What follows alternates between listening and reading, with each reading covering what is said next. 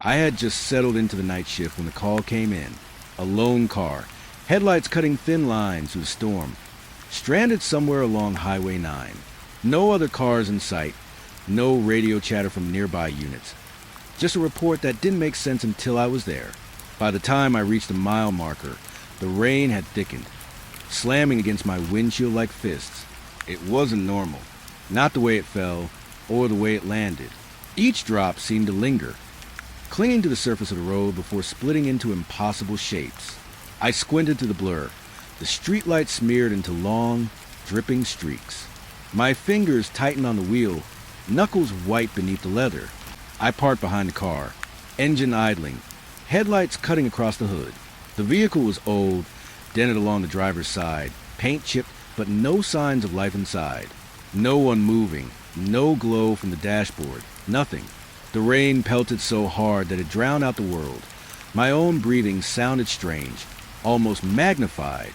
I reached for my flashlight, the beam slicing through the dark like a knife. Stepping out, I felt it immediately. The air was thick, almost alive, pressing against my skin like water. Every droplet that hit me wasn't just wet. It burned with a strange heat. The storm moved with purpose. It shifted when I shifted. It seemed to know I was there. I shook my head, forcing the thought away. It was just rain, just a storm. I was imagining it. The car's windows were fogged over. I tapped gently on the driver's side. No response. Nothing inside moved. And yet, the hair on the back of my neck rose when I noticed the door handle. It twitched, just slightly, but deliberately, like someone or something had brushed against it moments before I touched it. I froze, staring, waiting for a movement that never came. I circled the vehicle slowly, flashlight swinging. Every step I took felt delayed, as if the ground itself resisted me. The puddles around my boots rippled outward in patterns that didn't match the falling rain. Shapes formed and faded. Faces, sometimes, staring up at me from the black water. My stomach twisted. I told myself it was just reflections, my mind playing tricks. That had to be it. When I got to the rear of the car, I noticed something I didn't expect. The trunk was slightly ajar. Not a crack, not a dented latch. It was like someone left it open on purpose, expecting me to notice. I shined the flashlight inside. Nothing. Empty. But the air smelled different. Rust and wet asphalt, yes, but underneath it, something colder. Metallic, sharp, like blood. I gagged slightly, stepping back. Then I heard it. A faint sound at first. Something soft, almost tentative, like someone whispering just behind my ear. I whipped around, flashlight cutting the darkness in wild arcs. Nothing. Only the rain. Only the highway stretching into a black blur. I told myself I was overreacting. The storm, the isolation, hours of nothing on a night shift can make you hear things. But the whispering came again. Clearer this time. Words I couldn't understand. Half-formed syllables carried on the wind, riding on the water that pooled along the asphalt. The rain intensified as if responding, beating harder against my coat, my face. I needed a rational plan. I radioed in, Unit 14, I'm at the scene. No one in the car, requesting backup. But road conditions are... My voice cracked as the radio emitted static, a low humming beneath my words. Then something interrupted. A voice, not through the radio, not human. It echoed from all around me, soft but firm. You shouldn't be here. I froze. My heart hammered in my chest. I turned slowly, scanning the highway, the tree lean, the downpour. Nothing. No figures. No headlights. Just the relentless storm and the lonely car. I approached the driver's side again. The handle no longer twitched. Now it was completely still. I tested it. Locked. Solid. Nothing inside. I exhaled shakily, telling myself to calm down, to stop imagining things. But the wet air felt thicker now, heavier, like a blanket pressing against my chest. Breathing became a conscious effort. From the corner of my eye movement, a shadow flitted across the road, just beyond the edge of my flashlight. I spun. Empty. Only the rain, only the dark. Then a sound. Metal scraping on metal. Faint, distant, yet terrifyingly close. My mind raced. No one else should be out here. Highway 9 was desolate at night. Completely. Yet something was moving just beyond the puddles. Just beyond the reach of my light. I stepped backward, suddenly aware how exposed I was. My boots squished in water. Lightning split the sky, illuminating the wet asphalt. In that flash, I thought I saw them. Not a person, not human. Just a figure standing a few feet away, tall, motionless, blurred by rain. When the light faded, it was gone. My stomach turned. I blinked. Lightning again. Gone. I couldn't explain it. I radioed and again. Dispatch. Static swallowed my words. Then, leave. Now. Not through the radio. Through the air, through the storm. Through my own ears. My knees buckled slightly. I had never felt fear like this before. Pure, cold, creeping into my bones. I backed toward my car, flashlight shaking in my hands. Rain pelted so hard now it felt like punches, each drop burning with a strange intensity. My pulse was deafening. I reached the driver's door, fumbling for keys. Every second stretched, each movement slow, heavy, impossible. The shadow from before appeared again, closer this time. No form, just darkness, solid and intent. I hit the key fob. The alarm sounded. The headlights flaring. The figure didn't move, didn't react. It waited, and then the rain changed. No longer falling. It seemed to rise around me, curling upward in slow spirals, filling the air with a chill that sank into my bones. I slammed the door, locked it, and sat trembling behind the wheel. The storm raged, but something had changed. The rain wasn't just hitting the ground. It was surrounding me, moving with a purpose. Every puddle reflected a world that wasn't mine. Shapes forming, twisting, writhing, whispering in tongues I could not understand. I gripped the steering wheel, eyes darting. The lone car ahead remained motionless, empty, yet I knew it wasn't truly empty. Minutes passed, or hours, I couldn't tell. Time didn't exist here. Then I saw it, reflected in the rear-view mirror, a face. Pale, indistinct, watching. Not human, watching me from the back seat. I spun around. Nothing. The rain clattered against the roof. My chest tightened. I whispered to myself, I need to get out. I need to leave. But the road stretched endlessly, straight into black. Headlights of my cruiser illuminated nothing but rain and asphalt. The figure didn't move, yet I could feel it, its presence pressing against the windows, against my skin. I tried the engine. It roared. I put it in gear. The tires spun on wet asphalt. The storm seeming to resist my escape. And then silence. Not quiet. Something deeper. The storm had stopped responding, but the feeling of being watched didn't leave. I radioed once more. Silence. Only static. Only faint whispers, now laced with urgency. You're part of it now. You can't leave. I realized then that Highway 9 wasn't just empty. It was alive. It was waiting. And somehow it knew me. I didn't drive far. I didn't even try to.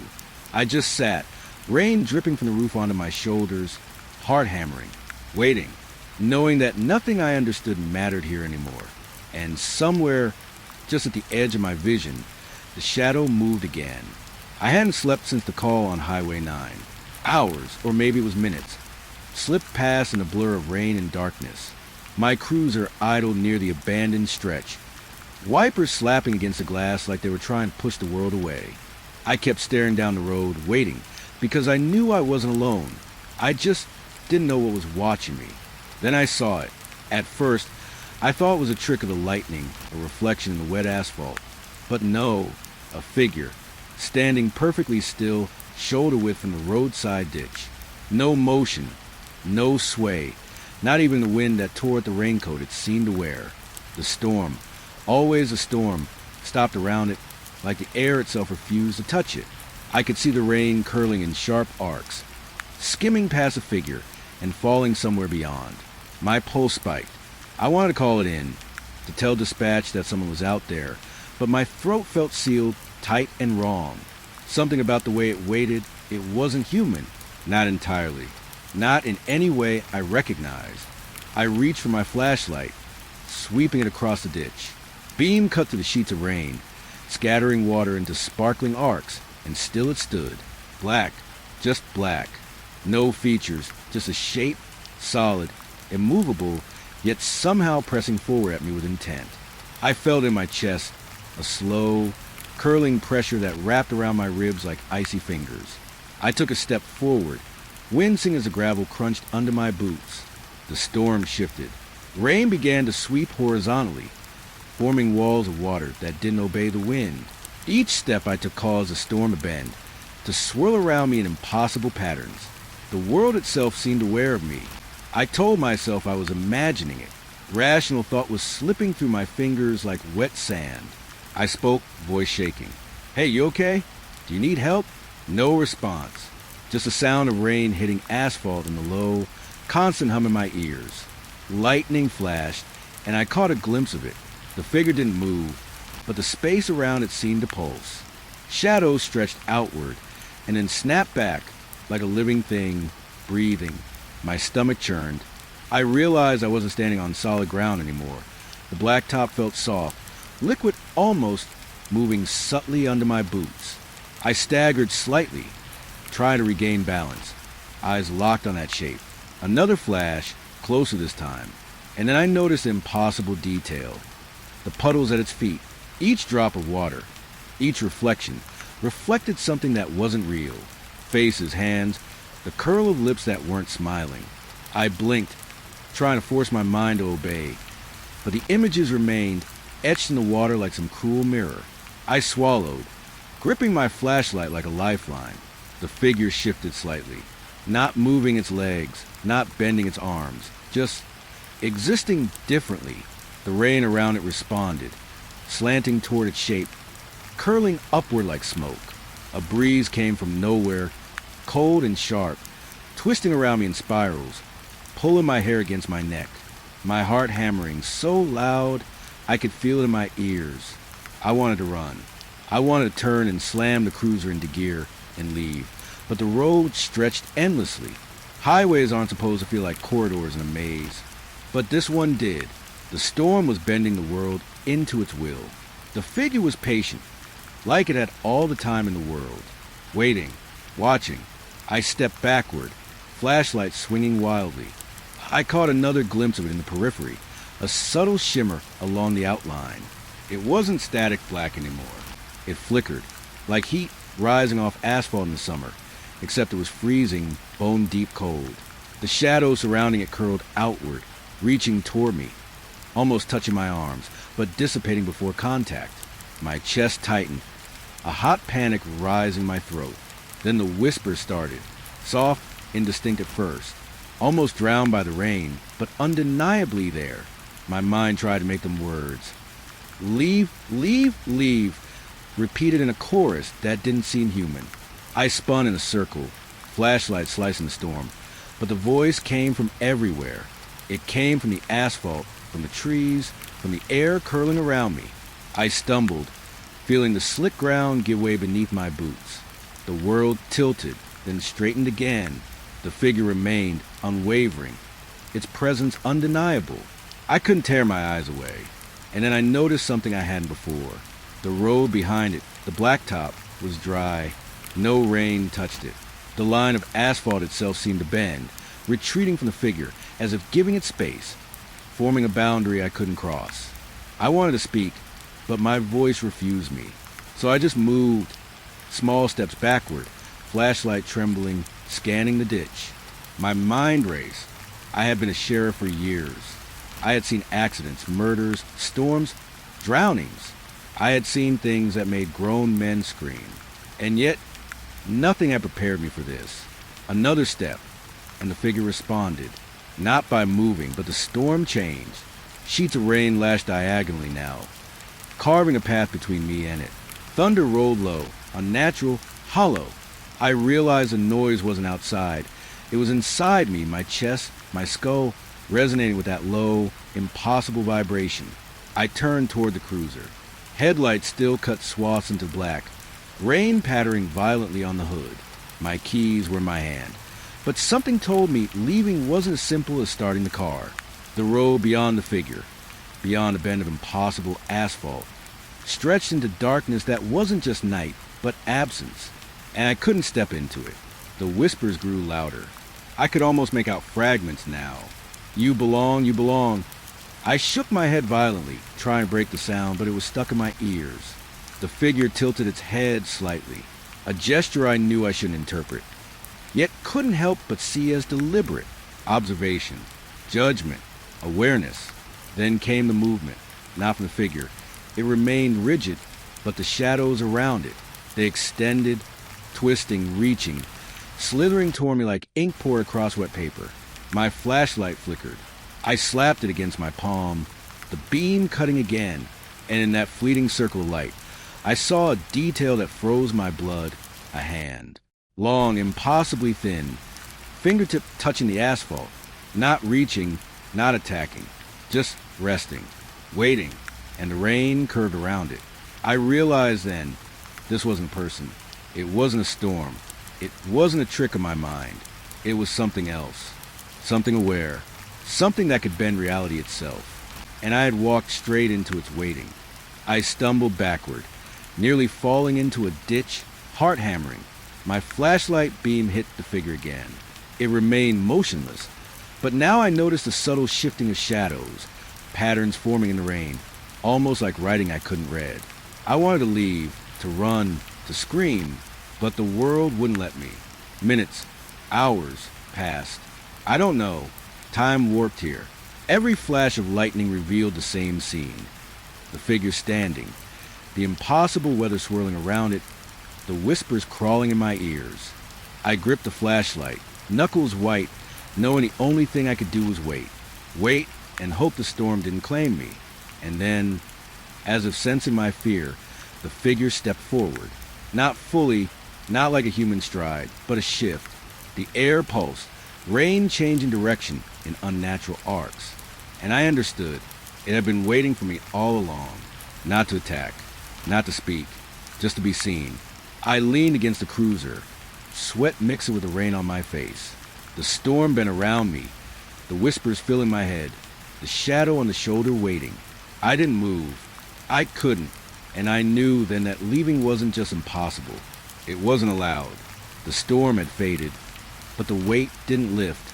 Rain no longer hammered against my cruiser, but the air was thick, heavy, like the night itself was holding its breath. I stayed by the roadside, trying to shake the memory of the figure, its impossibly still form, the way the shadows twisted around it like living ink. My hands were shaking, wet from sweat and the lingering drizzle, and I kept telling myself I'd seen something, nothing, everything, my mind flickering between explanation and disbelief. And then the radio crackled. I hadn't touched it, channel set on the usual patrol frequency, but now there was static, a low hiss that burrowed into my ears, filling the cabin. I rubbed the knobs, twisted the dials, but the sound persisted, insistent. Then a voice, soft, broken, impossibly faint, whispering my name. Sure, that don't look. I froze. My pulse shot through my chest like a jackhammer. I looked around, half expecting the figure from the ditch to be back, waiting in some impossible shadow. But the road was empty, just dark, endless asphalt, lined by the whispering trees. The voice came again, clearer this time, though still drowned in static. They are behind you. I jerked, spinning in my seat. No one, nothing, just a night, and the rain that had softened to a drizzle, dripping quietly from branches on the slick asphalt. My radio hissed, the static growing louder, filling the cruiser with a sound that wasn't entirely mechanical. It was almost alive. I grabbed the mic. Dispatch, any units out here? My voice sounded for in my own ears, tight and brittle. Silence. Only the hiss and the whispers. Then came another voice, different but equally soft, crawling through the static like smoke through a crack in the wall. Don't stop driving. I gripped the wheel, knuckles white. What? Who's there? My own words sounded foolish, desperate. The voices didn't respond. Not exactly. They simply continued, layered over each other now. Hundreds of tiny, indecipherable murmurs. Some words broke through. Names, places, details I hadn't known. They're not what they seem. I swallowed hard. My mind searched for rationality. Radio interference. Someone playing a prank. Sleep deprivation.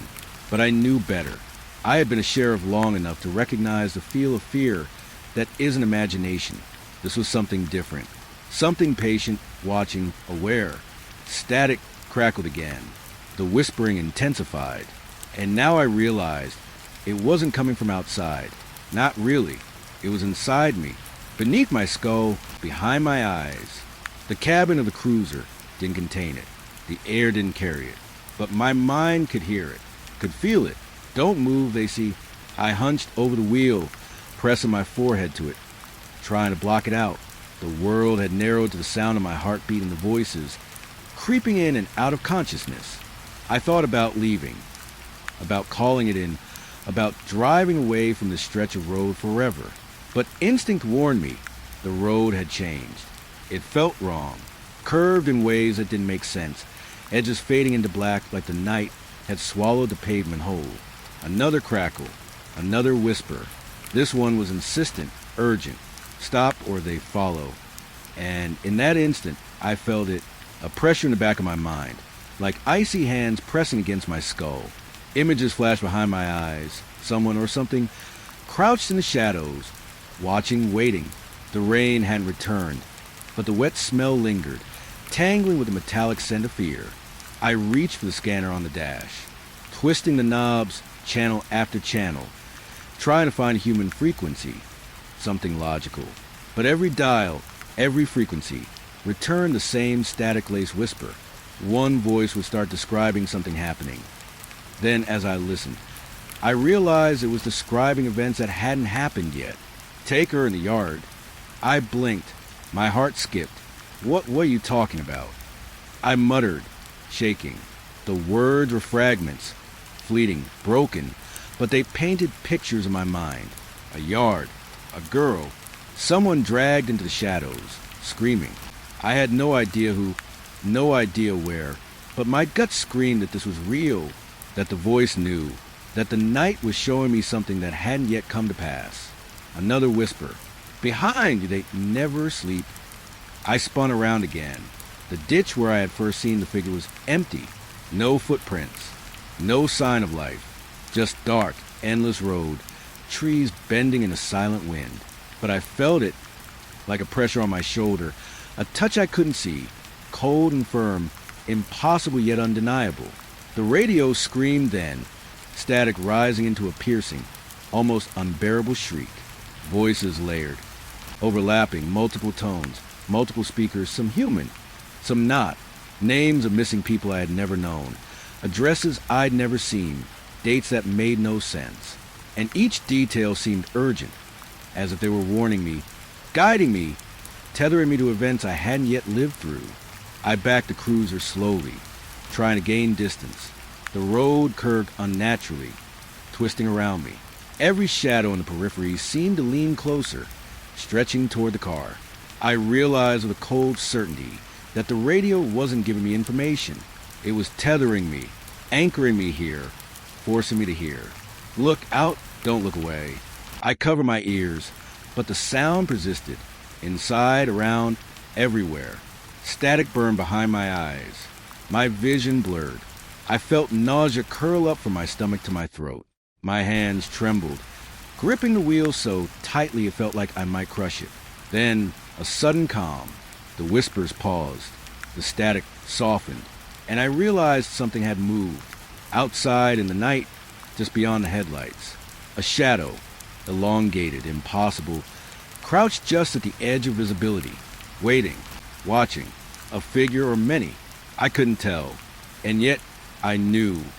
They were connected to the voices, to the warnings, to the cold, deliberate pressure that had been pressing on my mind. I couldn't move, couldn't speak, couldn't breathe properly. I realized that listening, truly listening, was a trap. The more I heard, the more I understood, and understanding was terrifying. Names, faces, dates, places, things I shouldn't know, things that hadn't happened yet. And somewhere in the static, I realized my own name, whispered with care, repeated over and over. You are next. Panic surged. I hit the ignition, ready to drive, to flee, to escape this nightmare. but the road resisted. Asphalt rippled like water beneath my tires, curving impossibly, bending around me. My headlights hit nothing but black, and I understood with clarity that made my blood run cold. The voices were everywhere, and the night had no end. Static whispered, coaxed, warned. My own thoughts seemed borrowed, echoed, repeated in strange patterns. I had seen impossible things tonight. The shadow, the storm, the road bending. But this was different. This was a mind trying to reach into mine, trying to tether me to a future I didn't want to see.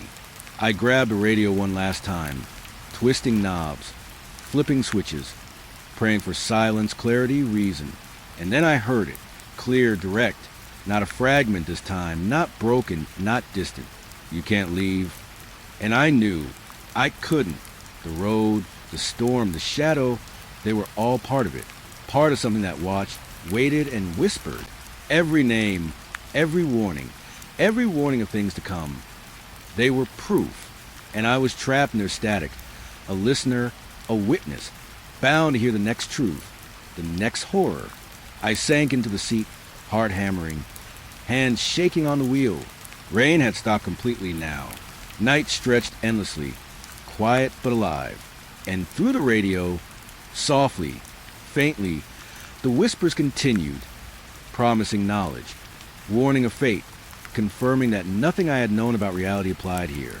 The night had begun to speak, and I had no choice but to listen. I finally got out of the cruiser, shaking, trying to convince myself the voices on the radio had been some interference, a trick of the storm. The road was slick with rain, faintly glowing under my headlights, reflecting the trees like a mirror of twisted black fingers. My boots slipped in the mud as I approached the lone car, headlights off, engine cold. Alone, or at least it should have been. I circled it slowly, my flashlight slicing through the dark. The windshield was smeared with rain, fog from inside as if someone had been sitting there, breathing. I leaned close, wiping the glass with sleeve. Empty, seats vacant, air still, nothing. But then I noticed it.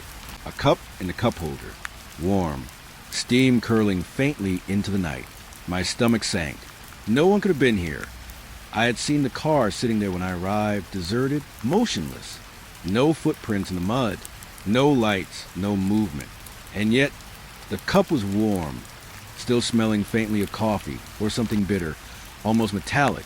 I stepped back, my heart hammered, adrenaline making me shake so violently I had to grip the flashlight with both hands. The passenger seat. There were slight impressions, subtle dips in the leather, as if someone had leaned back, settled in, but the car hadn't moved. Not a single sound of the engine, no heater running, nothing. And yet, someone had been here. I opened the driver's door slowly, trying to rationalize, telling myself it was heat retained from the sun or the engine. But the night was cold, dripping with rain, and the car had been off for hours. Every instinct screamed at me that I wasn't alone. I reached inside and touched the cup. It was warmer than it should be. My fingers burned slightly, the heat unnaturally intense for a cup that hadn't been filled minutes ago. And then I noticed the small handprints on the passenger window. Too small, too delicate to belong to anyone my eyes had ever seen. I froze. My mind raced, trying to explain it. A child? Someone hiding in the back? But the doors had been locked, and the car had been sitting alone on the roadside. I stepped back again, flashlight trembling, and that's when I heard it. A soft breath. Not from outside, not from the trees, not from the wind. Right there, behind me, I spun, flashlight cutting through shadows. Nothing. The road stretched empty in both directions. No figure, no sound, just the quiet after the storm. Wet leaves dripping from branches, but the sense of being watched pressed down on me. I felt it in my chest and my skull like invisible eyes boring into me, patient and cold. I returned to the car, compelled, drawn toward it. The handprints on the glass seemed to shift subtly when I wasn't looking directly. A slight smudge here, a faint curve there, as if someone or something was adjusting its position without moving in the physical sense. I opened the passenger door. The seat was empty, but the warmth lingered. Then I noticed a folded piece of paper on the floor. My flashlight beam landed on it, and I hesitated, fingers shaking. I had been out here long enough to know fear could make anything seem real, but the paper bore my name, handwritten, my handwriting. I picked it up, staring at it in disbelief. I hadn't written this. Not today. Not ever. And yet there was, inked on cheap line paper, neat, deliberate. I unfolded it carefully. Words scrawled across it, warnings, observations, details I hadn't spoken aloud. My own thoughts mirrored on paper I had never touched. Do not leave. Watch the road. They follow. My hands trembled violently. I dropped the paper, and it fluttered to the wet floor mat, sticking slightly to the carpet. I leaned in close to the passenger seat again. That's when I felt it. The faintest pressure against my shoulder. Light. Almost nothing. But enough to make me snap upright. No one. I jumped back, flashlight shaking, hard in my throat. The car seemed to breathe. The seats expanded slightly, dips in the leather adjusting as if inhaling, exhaling. A faint warm swirl in the cabin, making the car feel alive, sentient. The cup rattled slightly in the holder, as though nudged by a hand that shouldn't exist. I realized then that I wasn't meant to see it fully. Not yet. Whatever presence had been in that car was patient, waiting, testing, observing, and it wasn't human. I thought about calling dispatch. My radio lay useless in the cruiser, voices still whispering warnings, overlapping fragments of events yet to come. I didn't want backup. I didn't want anyone else to experience it. I was alone and the car knew it. I sat on the edge of the driver's seat, gripping the wheel, trying to collect myself. Every instinct screamed at me to run, but the road was different now.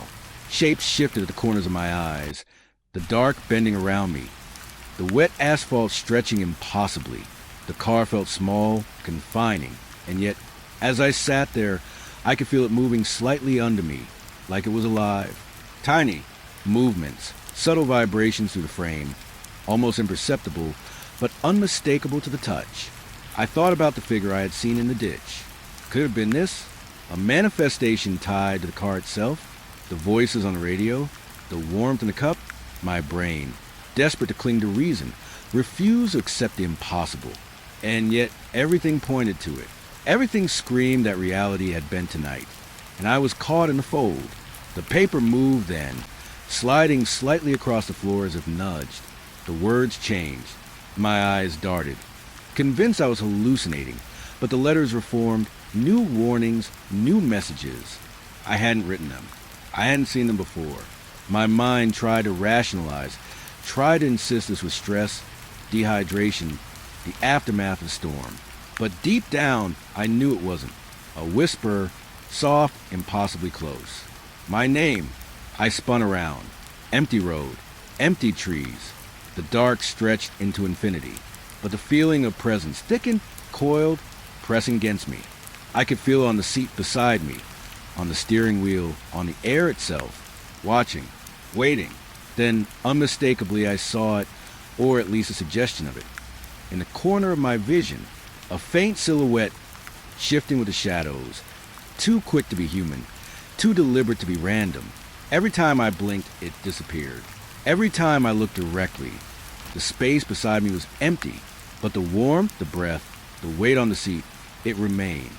I leaned back, heart hammering, my hands pressed to my face, trying to shake the feeling, to rationalize. And then the whisper came again, clear, direct, from inside my own head, or maybe from the air itself. They exist because, you see, I froze. The words burned into my skull. I could feel the car pulsing faintly beneath me, alive in a way that shouldn't be possible. The cup rattled again. The handprints shifted. The paper shifted. And I realized everything in this car was waiting for something. For me. For my recognition. And in that moment, it occurred to me the car wasn't empty. The passenger had never existed in conventional sense. And yet, the traces, the warmth, the whispers, the movements, they were real. The impossible truth settled over me like ice. I was not alone, never had been, and the night wasn't done showing me. I leaned back into the driver's seat, gripping the wheel, staring at the passenger side. The cup, the handprints, the paper, the warmth, all proof of a presence that shouldn't exist. My mind reeled, my body trembled, and the night whispered on, patient, eternal, waiting for me to see, to acknowledge, to understand that some passengers do not arrive in cars. Some passengers are born from the night itself, and they never leave. I didn't want to open my mouth, to speak, to call out. I simply sat there, breathing shallowly, listening to the silence that wasn't silent, aware that the car, the night, the impossible presence, it had claimed a part of me, and I didn't know if I could ever leave again. The storm was gone, the rain had ended, but the passenger remained, waiting, and I realized that I had seen the impossible and had no choice but to acknowledge it. I had been called to the outskirts of Redstone on a fog-heavy night, the kind where the mist seeps into your bones before you even leave the cruiser.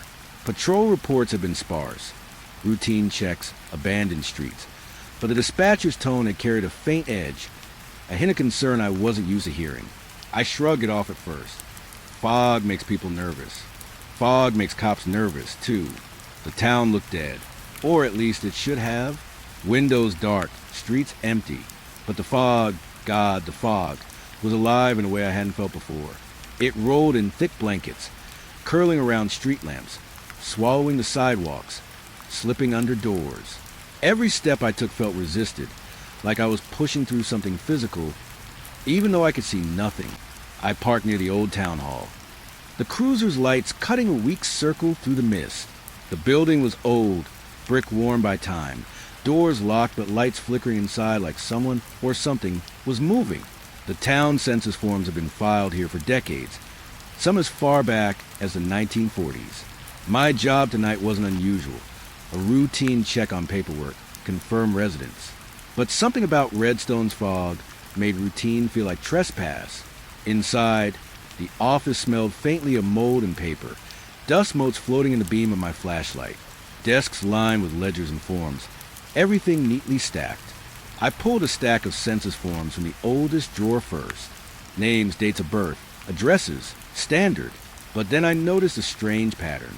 Some of the names were familiar to me, others impossible. People who shouldn't exist.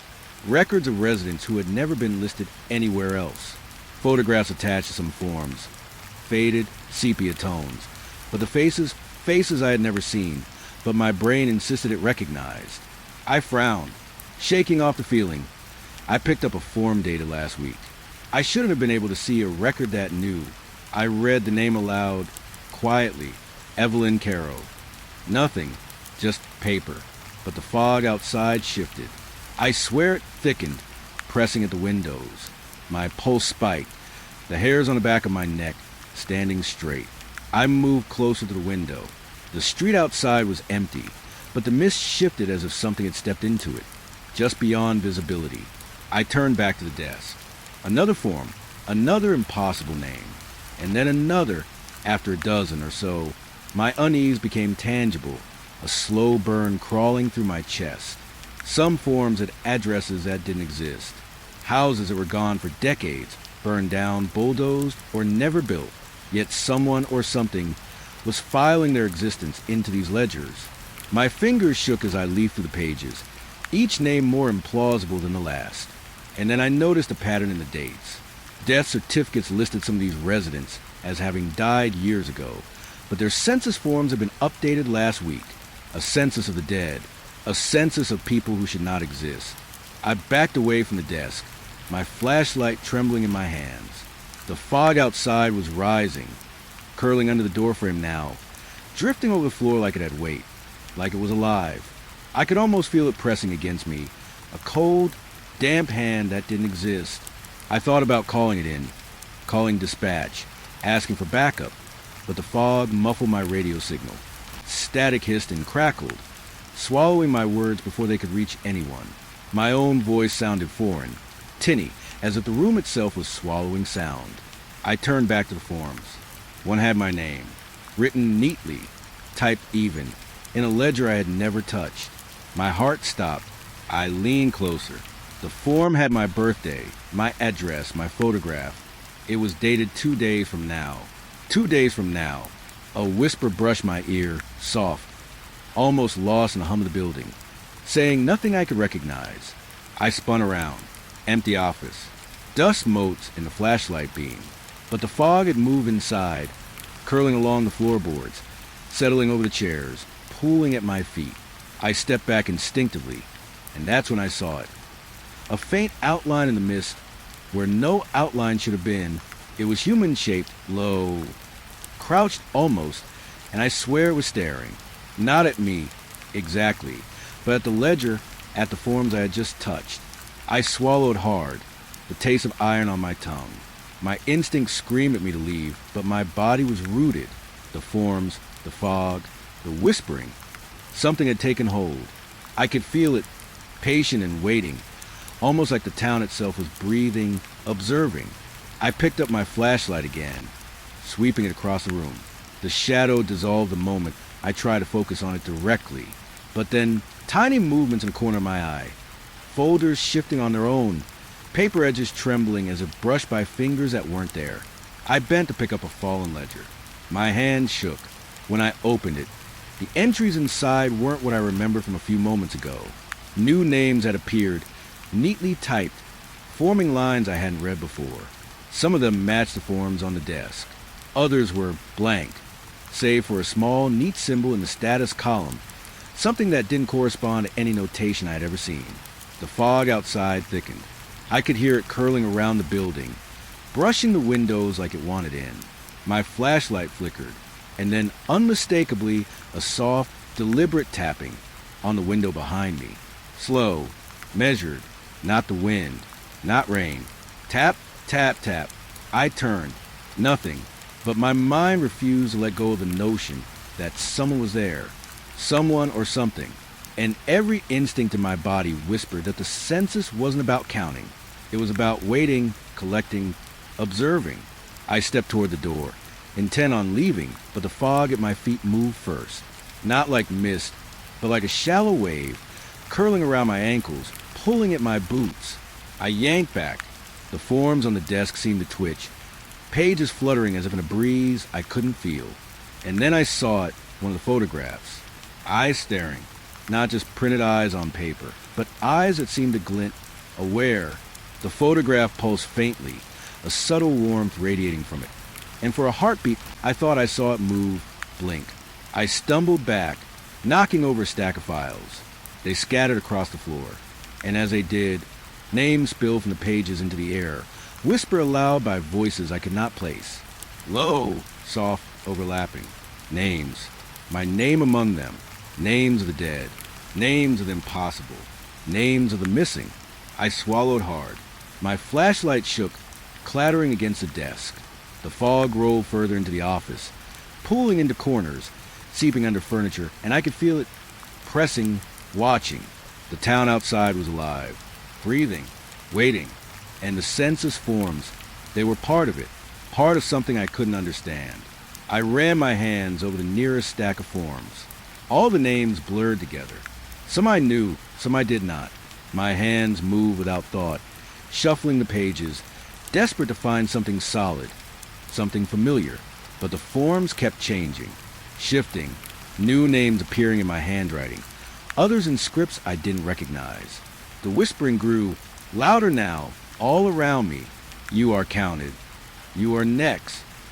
I spun, flashlight slicing the fog, but the office remained empty, except for the forms, the desks, and the mist that moved like a living thing. I backed away toward the door, breath coming fast, chest tight. Every step felt resisted by the fog, as though the building itself was holding me inside. My hand trembled on the doorknob, and then I felt it, cold, a presence right behind me, watching, patient, waiting. I didn't look back. I couldn't, but I knew it was there, just like the forms, just like the fog. And when I finally pushed the door open, the mist outside didn't just wait. It closed around me, rolling over the threshold, as if to say the town would not release me so easily. I stepped into the night, fog thick, wet, suffocating. And the census forms? They waited behind me, silent, patient, counting. And I realized with a chill that I was now part of the record, part of the list.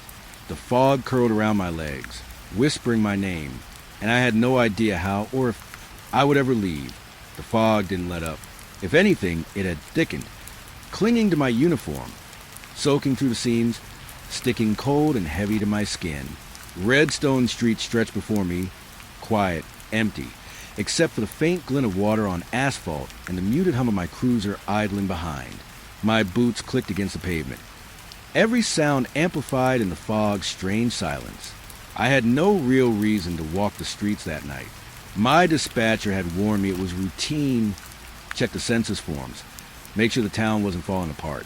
But something about being on foot in this fog felt necessary. Like seeing was believing. And if I didn't look, I wouldn't understand. The houses here were older than I expected.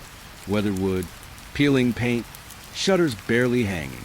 Most windows were dark, but some glimmer with light that didn't belong to any lamp. My flashlight cut a circle in the gloom, illuminating cracked porches and warped doors. And then I noticed it, movement, subtle, almost imperceptible. A shadow shifting behind a curtain, a door hinge barely clicking. I froze. Every instinct told me that nothing should be alive in Redstone tonight. The town had been abandoned for decades, or so official records said. But the air felt thick with presence, and the subtle heat radiating from some doors was undeniable. Not warm from sunlight or electricity, but a living warmth, as if someone or something was breathing behind them. I took a careful step forward. My radio crackled softly, static hissing in the empty street. "Sheriff," I called softly, though I wasn't sure if I wanted an answer.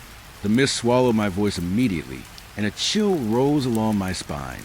The first house I approached was small, almost fragile, but its door seemed aware. I stopped at the threshold, hand hovering over the doorknob. The heat was faint, like the faint pulse of a heartbeat, and I could feel the air inside shifting slightly, pressing outward.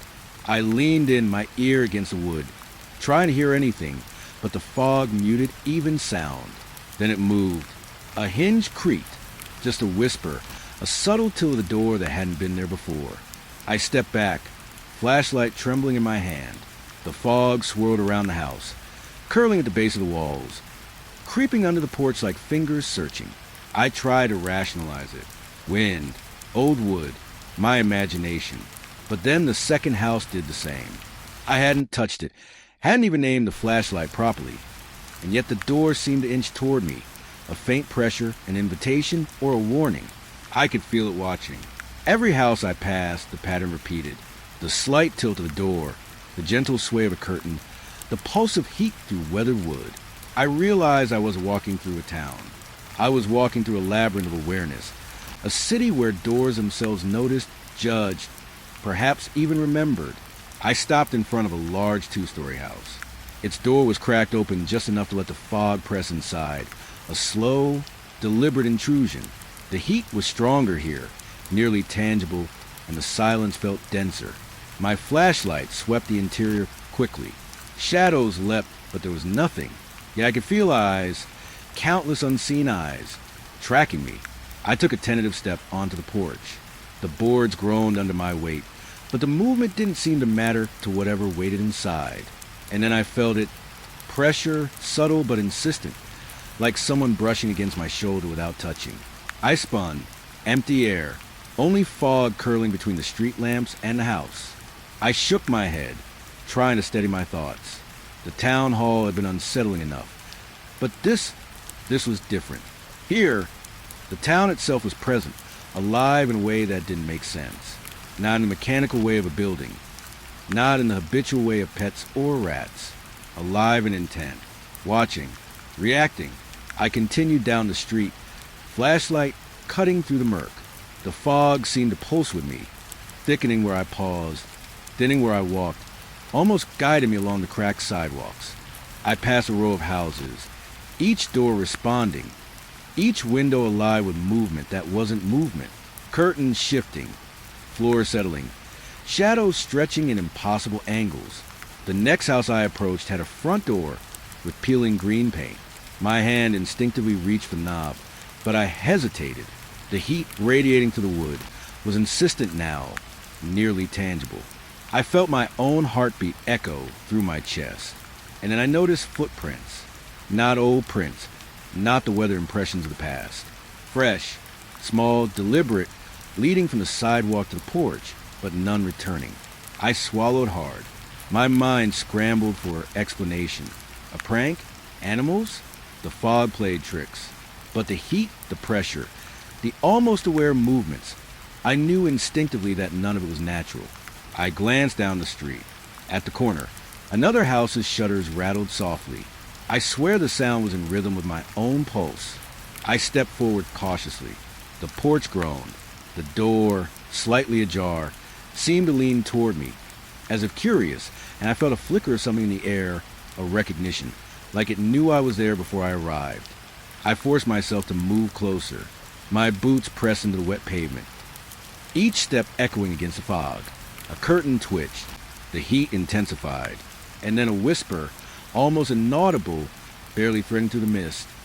"You shouldn't be here." I jerked my head, scanning the house. But there was nothing. Only fog, only doors that watched, only heat that shouldn't exist. My radio crackled again. Nothing intelligible, just static, punctuated by faint, ghostly clicks. I tightened my grip on the flashlight. The next house was larger, Victorian style, sagging with age. I approached slowly, noticing the windows. One on the second floor had a faint glow, but there was no light fixture visible. The fog inside the window shimmered unnaturally, like it was breathing. I felt the pressure again, this time at my chest, as if I was being pressed backward by something unseen. I had to remind myself to breathe. Slowly, carefully, I crouched slightly, shining the flashlight upward at the window. The fog twisted, revealing a vague silhouette, not detailed, not human, but aware. I blinked and it vanished, but the warmth remained, a presence, observing, waiting. I stepped back, flashlight trembling. My rational mind fought against the creeping terror. Houses don't watch, doors don't lean, wood doesn't breathe, and yet every cell in my body screamed otherwise. Every instinct, honed through years of night shifts and dangerous calls, told me that these buildings were not inert. They were aware. I kept moving, street by street, row by row. Each house responded differently. Some remained silent. Others seemed to hum faintly, vibrate under my feet. Some windows glimmered with fleeting shapes, almost, but not quite, human. I began to feel trapped, hemmed in by awareness. The fog was thick, the night still, and the streets were labyrinthine, repeating in subtle, unnerving ways. And then I noticed it. One house had a door that followed me. Not literally, of course. But every time I turned my flashlight back, the crack in the door shifted, leaning toward me, tilting in silent attention. My pulse raced. I whispered my own name to reassure myself, but it felt like the fog echoed it back, distorted, mocking. I paused at the end of the block. The houses behind me were silent now, watching, waiting. The heat had receded, but the awareness lingered. I realized with a sinking feeling that I wasn't just walking the streets. I was in a town that had been waiting, decades perhaps, for someone to notice, to be counted, to be observed. The fog pressing closer, chilling me to the bone. Every door along this block held intent, and I felt it now, unmistakably. Curiosity, patience, judgment. I had entered a place where the structures themselves remembered, and I was the trespasser. I glanced back one final time. The doors were still, but the subtle lean, the faint heat, the unplaceable awareness remained. I understood then that Redstone was not empty, and the fog, the buildings, the streets, they were alive in a way I could never leave behind. I exhaled slowly, stepping off the sidewalk, back toward my cruiser. The fog followed, thick and watchful, curling around my legs as if reluctant to release me. I glanced at the nearest house one last time. The door did not move. The windows did not shimmer. But I could feel it, the lingering presence of all those unseen watchers. And I knew with certainty I would not forget. Redstone was not a town. It was a record, a waiting room, a place that observed those who dared to see it. And that night, I had seen enough. I knew by the time I reached the next block that something had changed. The fog was no longer just a veil. It felt like a presence itself, heavier now, curling into my chest with every step. The streetlights did little to push it back. Shadows pulled unnaturally at the edges of my flashlight, stretching in ways that shouldn't have been possible.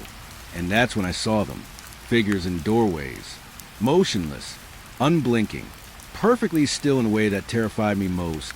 Not statues, not mannequins, not anything natural, but alive, somehow alive. Their bodies leaned just slightly, almost imperceptibly, like they were aware of my approach. I swallowed hard, and my throat felt thick, dry, as if the fog itself was trying to fill my lungs. They didn't move when I passed. They didn't breathe, and yet I could feel them watching. A heat, faint but insistent, radiated from each one. I stepped carefully along the cracked sidewalk, keeping my flashlight trained on the nearest figure. The light caught the hollow glint of an eye, or what I assumed was an eye, and for a fraction of a second, it felt like recognition. I tried to rationalize it. Night shift exhaustion, fog playing tricks, the human brain's tendency to anthropomorphize.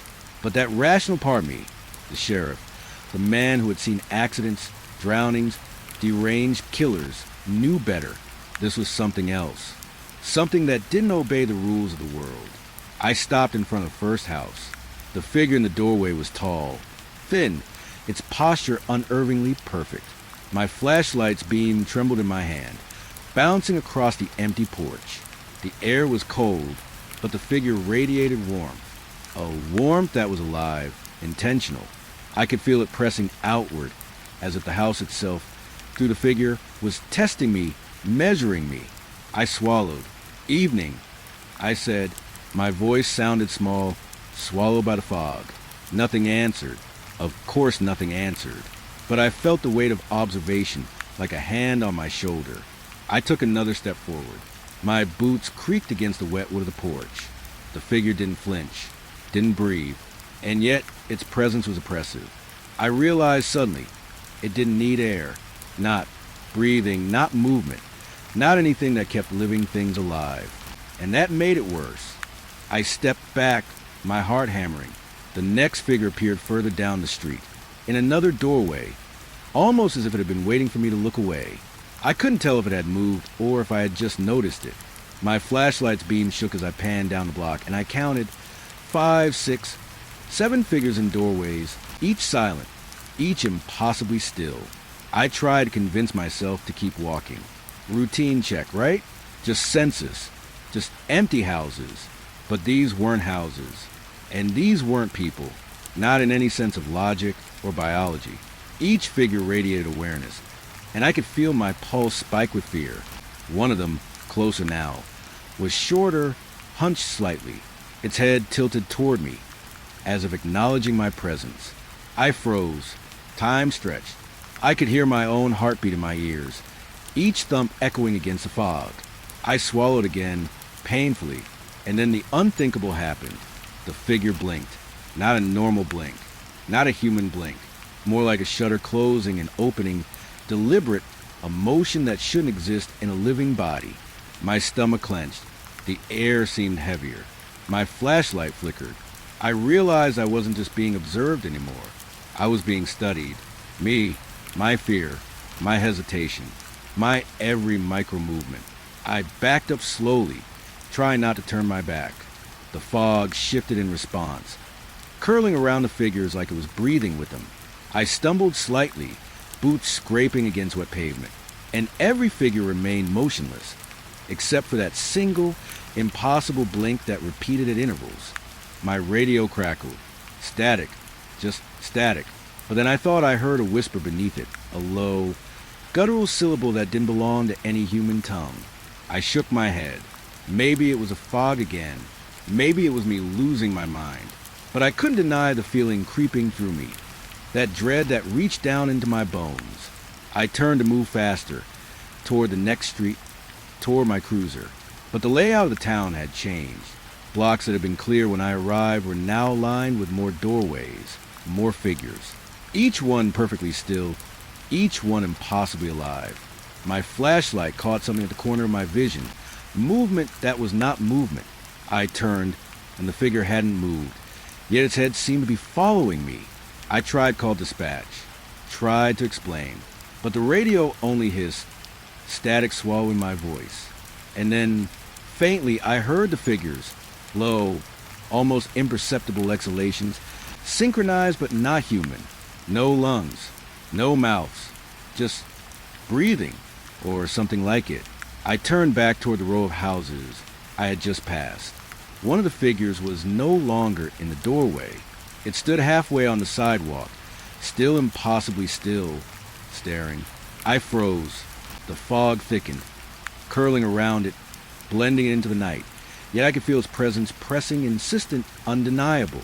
I forced myself to walk. Keep moving. Keep moving. Every step was measured, careful, boots pressing into waterlogged asphalt. The fog shifted with me, and I realized with a sinking horror that it wasn't just fog. It was an extension of them, the town, the watchers, pressing against me, molding around my body, pushing me toward the heart of Redstone. Another figure appeared at the next doorway, smaller this time. Its posture was wrong, elbows bending at angles that shouldn't exist, its head turned with perfect coordination, a slow, deliberate rotation that made my stomach lurch. I wanted to run, but my legs refused. Every instinct screamed at me to flee, and yet my body was trapped in frozen horror. The streetlights flickered. My flashlight's beam wavered, and then I noticed the windows of the houses, shadows inside that shouldn't have been shadows, elongated, twisting toward me, as if the very structures of the town were leaning forward. I stumbled backward, nearly tripping over uneven concrete. I whispered to myself, trying to hold my mind together, "This isn't real. This isn't real. Just fog, just old buildings, just..." But I couldn't finish. A figure in the nearest doorway stepped forward. Or maybe it didn't. My mind refused to understand. It just leaned. That was enough. Leaning without movement, bending reality, radiating awareness. The fog thickened around me, filling my lungs, my ears, my eyes. I was swallowed by it, trapped between the watching figures and the impossibility of leaving. I realized, suddenly, the truth. They didn't need air. They didn't need food. They didn't need life. They were something else. And yet, they were aware of me. My fear, my hesitation, my every involuntary movement. They studied me. They counted me. They waited. I backed away slowly, trying to force my mind to rationalize, to escape. But the town shifted subtly, doors leaning, figures tilting, fog twisting. Every house, every doorway, every shadow seemed to lean toward me now, pressing, patient, unblinking. I reached the edge of the block. My cruiser was just visible through the fog, but the figures had multiplied. New ones appeared in doorways I had passed. Windows flickered with movement that wasn't movement. And I realized with a sick certainty that leaving wouldn't be simple. That these people, these figures, didn't just observe. They adapted. They responded. My chest tightened. Every instinct screamed at me to run. But I couldn't risk looking away. I turned my flashlight over each doorway, counting, breathing, noting, but the number kept growing. The figures didn't need air, and they didn't need rest. They were patient, eternal, watching. And I, trapped in the fog-drenched streets of Redstone, realized I was the intruder. I finally made it to the cruiser, sliding inside with shaking hands. The fog pressed against the windows, the figures still leaning, still unblinking, still aware. I locked the doors and started the engine. As I pulled onto the main road, I glanced back. The houses were silent again. No figures in the doorways. No heat radiating from the wood. Only fog curling around empty streets. But I could feel them, watching, waiting. And I knew, as long as I had breath, I would never forget the way the people who don't need air had counted me that night. I never thought I'd see it so clearly. Not at first. Not until the numbers on my clipboard began to shift, almost imperceptibly. The names weren't just on paper anymore. They were alive in some sense, stretching, reshaping, as if the census itself were breathing. Redstone had been a quiet town, too quiet, and at first I blamed the fog, the cold, the endless night pressing down on the streets. But standing on Main Street, flashlight in hand, I realized that wasn't it. The people, or whatever they were, weren't confined to doorways anymore. They were everywhere in the shadows, in the spaces between streetlights, and the fog curling around me like fingers. I checked the list again. A name I'd written 10 minutes ago, an old man, Thomas Weller, was crossed off. I knew he lived here, or at least the record said he did. But the strange thing, he appeared again. And then another, and then a third. The entries multiplied silently. Impossible additions that I hadn't typed, hadn't seen. I felt my stomach tighten. My heart hammered. The numbers weren't numbers anymore. They were living things, stretching across the town, like threads I couldn't untangle. And as I looked up from the clipboard, the town itself seemed to pulse in response. The buildings leaned slightly toward me. Shadows shifted where no shadows should have been. The fog thickened. The houses were no longer empty. Windows reflected faces I didn't recognize. Faces that weren't there before. They were brief, vanishing as quickly as I noticed them. But I could feel the presence persistent like a pressure against my chest. And then I understood the town wasn't just populated by the living, and it wasn't just haunted. It was growing. I tried to reason with myself. Maybe I was tired. Night shift exhaustion. Fog playing tricks. But the warmth I felt radiating from the empty houses didn't lie. It wasn't just heat. It was awareness, attention, and it was directed at me.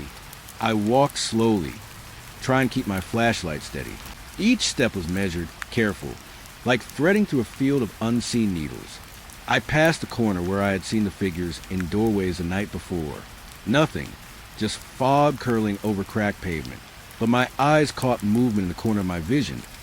A shadow bending at a wrong angle, vanishing when I looked directly. I stopped. The clipboard trembled in my hands. I turned it over and saw the names had changed again. A family of 3 I had no memory of seeing was now written on the page, along with addresses I had already visited. I just knew, they weren't normal residents. Something else had been added to the town, and it had been growing while I watched. The fog seemed to pulse, thickening around my boots, rising like smoke from unseen fires. I looked toward the end of the street. The streetlights flickered, dimming and brightening, and for a moment, I thought I saw shapes, long and thin, writhing between the lamplight. Shapes that shouldn't exist, shapes that counted. And in that moment, I realized they had been counting me too. A sound drew my attention, a soft scraping, like claws over wet wood. I turned sharply toward the old bakery at the corner. The door was closed, but I could see it breathe, or at least it seemed to, swelling outward and contracting, pulsing with a life of its own. And when I looked closer, I saw a shadow, taller than any person should be, leaning just inside, its head tilted, studying me. I felt a chill creep up my spine. The clipboard slipped from my hands, landing face up. The names and addresses writhed before my eyes, letters stretching and twisting, forming new names that had never been in Redstone before. New names I had never seen, but somehow new. Names that should not exist. I backed away, feeling my sanity teetering on the edge. Every instinct screamed at me to flee, but the fog thickened, pressing against me, twisting around my legs like grasping hands. I realized then that leaving wasn't simple. The town wasn't static. It was a living entity, reshaping itself, feeding off me, adapting. The figures appeared again, stepping from the shadows at the edges of the street.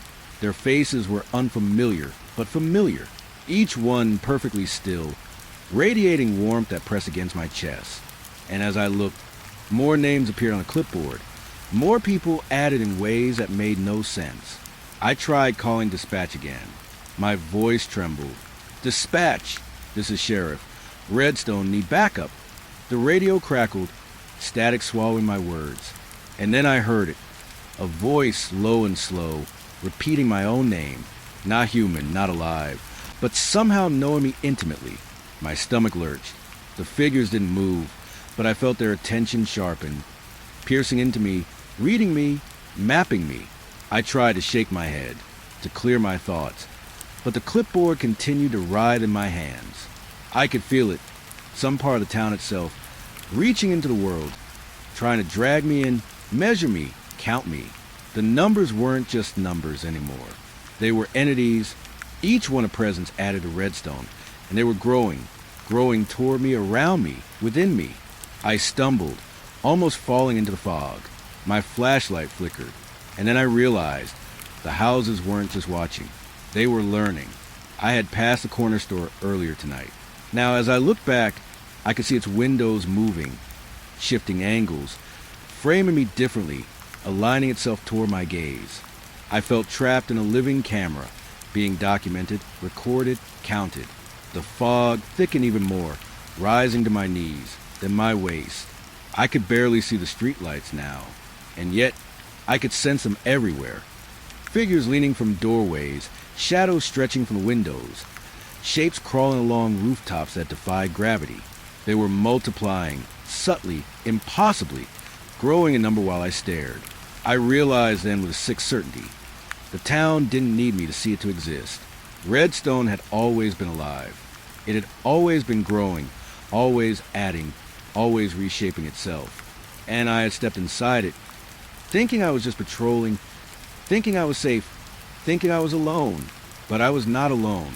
I had never been alone. The clipboard slipped again, and I caught it with shaking hands. The writing now covered every page.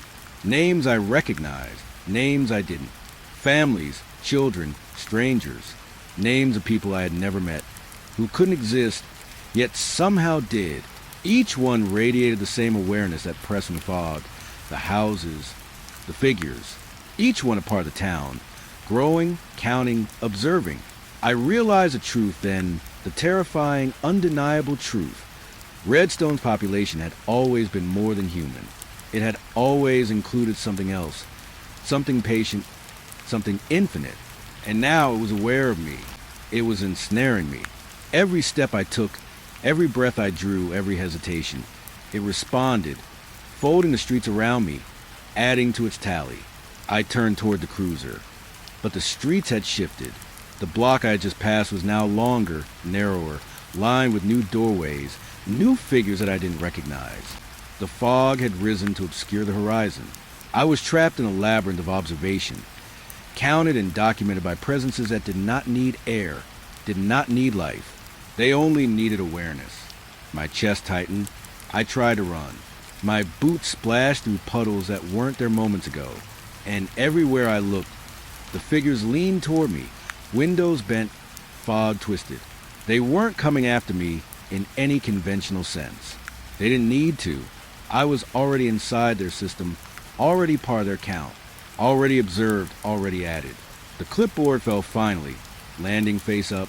I looked down at it one last time. The names had stopped writhing. They were static, permanent, infinite. And at the very bottom of the page, written in letters I didn't recognize, was one new name. My name. I could feel the town exhale, the fog curling upward, figures leaning back into doorways, shadows retreating into windows, all breathing as one. I understood then that leaving wasn't an option. Redstone didn't allow departures. It only accepted additions, and I had been added. I stumbled, shaking, trying to hold on to some rational thought. But every instinct told me I had crossed a line. Every shadow told me I had entered something eternal, something alive, something patient. The town had counted me, and I knew, in a way too deep to explain, that it would continue to count, grow, and wait, long after I was gone, long after anyone else dared to enter. I don't know how long I stood there in the fog, clutching the clipboard, heart hammering, surrounded by the subtle, breathing awareness of the town. Time had no meaning, only counting, only presence, only growth. Redstone itself had expanded tonight, and I was now part of it. The fog whispered around me as I finally turned toward the cruiser. Every step weighted with terror. Every breath a reminder that I was not alone. The figures were still. They were patient. They were infinite. And I realized with a final, sinking certainty that Redstone would never stop growing, and neither would its population. And I was counted. I parked my car on the cracked asphalt of Main Street and let the engine idle for a moment, watching fog curl along the edges of the buildings like smoke from a long-dead fire. The GPS had said Red Hollow, population 212, but the place looked abandoned. Windows boarded up, paint peeling, signs swinging silently in the wind. And yet there was light. A warm, golden glow spilled from the doorway of a bar halfway down the street. Music, or maybe laughter, drifted out, faint but distinct, breaking the silence of the empty town. I frowned, gripping my camera bag. This wasn't in any travel guides. In fact, the town didn't even show up on most maps. But I'd come for places like this. The forgotten, the eerie, the towns that felt like they had been swallowed by time. Stepping onto a cracked sidewalk, I felt the fog thicken around my ankles. My boots made soft, squelching sounds against the damp asphalt. The closer I got to the bar, the warmer the air became, as if the building itself exhaled heat. And I could swear I heard murmurs, voices too soft to distinguish, but unmistakably human. I paused at the doorway. The bar's interior was immaculate, brighter and cleaner than anything I'd seen on the outside. Wooden tables polished to a dull shine, brass fittings gleaming, a long row of bottles lining the back wall, glowing like amber and gold, and people, figures moving behind the tables and along the floor. I swallowed, the hairs on my neck standing on end. There were patrons sitting at tables, laughing quietly, raising glasses to each other. But when I raised my camera, I noticed something impossible. No reflection in the glass windows. None at all. Not a single mirror, not even the polished bar top, reflected them. Yet they moved, they laughed, they gestured.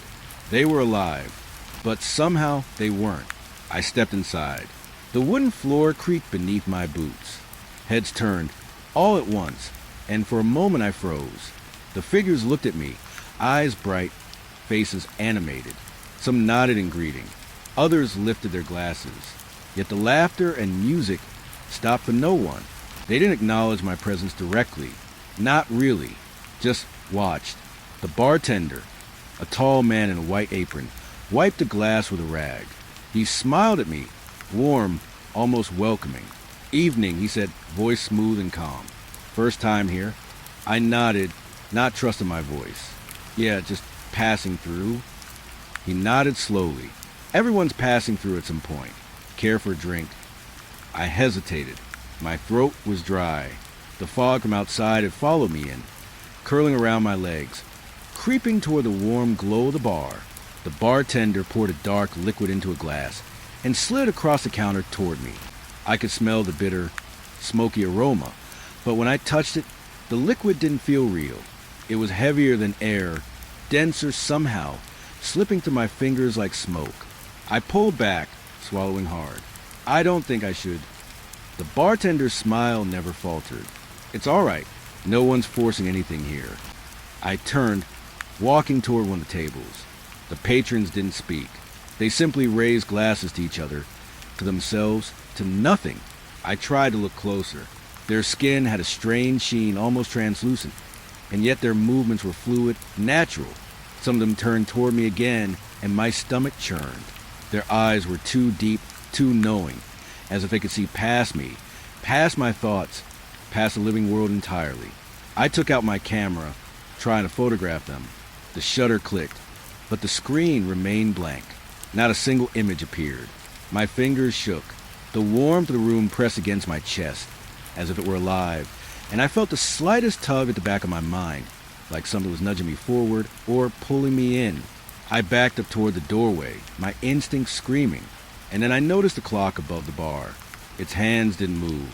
They hovered at 11:47, frozen, though the sounds of the bar carried on. I realized then, with a rising panic, that time here didn't flow as it should. The bar existed in some kind of loop, some suspended reality, and I was the intruder. A man at a table waved at me. He had no reflection. His smile was perfect. His eyes didn't blink. And yet we spoke just one word, barely audible. It hit me in a way I can't explain. "Stay?" I shook my head, fumbling with my camera. Thanks, but I should be going." The bartender nodded politely. "Of course. Doors are always open." I turned to leave, and the door resisted. It didn't jam, but it felt heavier than it should, like the bar itself had weight, like it had a will. I pushed harder, and the fog seemed to press in from the street, crawling over my boots, slipping inside with me. I could feel it pulling at the threshold, trying to hold me back. I finally pulled free and stumbled onto the sidewalk. The fog outside had thickened, obscuring the streetlights. I turned back toward the bar. The windows were dark now, empty, silent. The warmth, the movement, the laughter. It had vanished, leaving only the building, a husk that waited patiently. I ran to my car, heart hammering. The engine roared to life beneath my hands, but the fog was thicker now, curling along the asphalt, pressing against the tires. I kept my eyes on the bar. When I looked again, a figure stood in the doorway. Not a person I had seen inside, but tall, still, unblinking, watching, waiting, and then it vanished, as if it had never been there. Driving away, I kept looking in the rear-view mirror. The bar disappeared behind me, swallowed by fog and night. But I felt in my chest a lingering pulse of life where there should have been emptiness. I couldn't shake the sensation that it had been aware of me the entire time, cataloged in my presence, folding me into the memory of the place. Back on the highway, the fog thinned. Street lights flickered and returned to normal. The wind blew cold, familiar, and I tried to convince myself it had all been exhaustion, imagination. But deep down I knew the truth. That bar, that town, something in Red Hollow had wanted me to see it, to know it existed. And I was certain, with a bone-deep certainty, that it had marked me. I kept glancing in the rear-view mirror, half expecting to see the door open again, the figure standing there. And I knew I would never forget that feeling. The warmth of life in a place that should have been dead. The smiles that weren't real, the eyes that knew me before I even knew them. Red Hollow wasn't just abandoned. It was patient. It waited for the curious, the wandering, the travelers who might step inside. And I had stepped inside. I would never forget the way the fog pressed around me. The way the bar seemed alive, breathing, aware. The way the laughter echoed in a space that shouldn't have held sound. The way I felt seen. And somewhere, deep in the shadows of my mind, I knew it would be waiting whenever I returned. I hadn't meant to stay long. One look around that bar in Red Hollow, and my instinct screamed at me to leave. But something, a magnetic, impossible curiosity, kept my feet planted, kept my camera slung around my neck, heavy with the weight of recording what should not exist. The patrons, they were everywhere now, filling tables I hadn't noticed before, men and women, old and young, talking quietly, lifting glasses in conversations that seemed rehearsed, a softening of life that made my skin crawl. And yet, every single one of them was missing something vital. Reflections. I tried again at the window as I passed, holding my camera up, angling it carefully, but the glass swallowed them whole. Nothing, not one flicker of shape or movement. It was like they existed only in the room, only in the here, not the here that belonged to the world outside. I stepped further inside, careful not to stumble over the uneven floorboards, and suddenly felt the temperature drop. My breath puffed out in white clouds. Though the bar had been warm moments before, patrons didn't notice. They never noticed. They raised their glasses to one another and sipped. Not liquid, not anything real. Some held mugs of beer, some cradled wine glasses. None of it touched them. None of it quenched thirst or made a sound when it hit their lips. But they drank with purpose, with intent, like something in them remembered the act even if it was meaningless here. I moved toward the bar, my heartbeat loud in my ears. The bartender, still smiling, moved like liquid, precise, calm. He poured again, a deep amber pour that caught the dim light and reflected it beautifully. At least it reflected in the glass, not in me. "Don't be shy," he said, tilting the bottle toward a glass in front of me. "Everyone needs a taste." I shook my head, trying to sound confident. I don't drink." He didn't press. He only smiled wider, the corners of his mouth stretching just a little too far. "Then watch. See how it's done." I could feel the room pulling my gaze.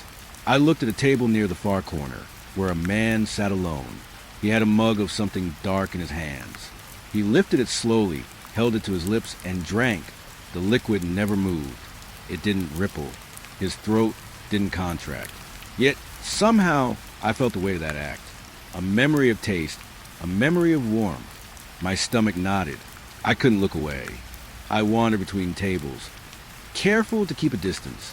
Every patron's eyes, some open, some half-closed, some just present, tracked me. I realized then that the air itself felt heavier near them. thickened by some invisible presence, like their attention had mass and gravity. I raised my camera, snapping pictures at several tables. Each time, the screen blinked and returned nothing. The patrons were real in motion, but unreal in substance. I caught a reflection in a polished bottle near the bar, and it froze me solid. There, in the amber glass, I saw myself, and behind me, an extra shape, a shadow that mimicked a figure I couldn't locate in the room. It was faint, wavering, impossible to define, but I felt its eyes on me. And then, in the next instant, it was gone. The glass reflected only the bartender again. Only him. I took a deep breath, trying to shake the tension, and forced myself to speak to a woman sitting across from the bar. "Excuse me," I said. Are you? She turned her head slowly, looked at me, and smiled. She held a tiny glass in her hand, the liquid still frozen, unmoving. She lifted it toward me and said nothing, only waited. I realized I couldn't step closer. Something in that gesture carried weight, as if the glass itself carried a warning, a boundary. I stepped back. The temperature shifted again, warmer this time, like a wave. I could hear the faintest whisper, soft, almost inaudible, curling around the room. The music played, soft, jazz-like, but underneath, I swore I could hear murmurs saying words I couldn't understand. Words meant for the patrons. Words not meant for me. Words I felt in my chest rather than heard with my ears. The bartender moved past me, wiping the glass that didn't exist, and leaned close. "Not everyone can see what's here," he said. "Some never notice. Some never leave." I swallowed. "Leave? How can I leave?" He straightened, eyes flicking toward the door, and smiled again. "The door is there, yes, but what matters is whether we'll let you out." I turned toward it. The glow from outside felt like a lie now. The fog pressing against the bar's windows seemed denser, as if alive, creeping inside to block me. And then I saw a movement.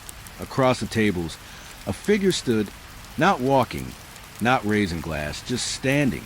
Its eyes met mine, unblinking, and I felt my knees weaken. It wasn't human. Or maybe it was once. The face was familiar in ways I couldn't place. Like a photograph half remembered from childhood, but distorted. Its presence radiated hunger, expectation. I couldn't name the feeling, only that it pressed against my chest. I tried to speak, to tell myself it was a trick of my eyes. "I should go," I muttered. The patrons around it lifted their glasses again in unison, sipping the impossible liquid. I realized with a chill that this wasn't just a bar for the living. It was a gathering place for those who were not. And me. I moved backward, trying to calm my breathing. The floor seemed longer than before, stretching out in unnatural angles.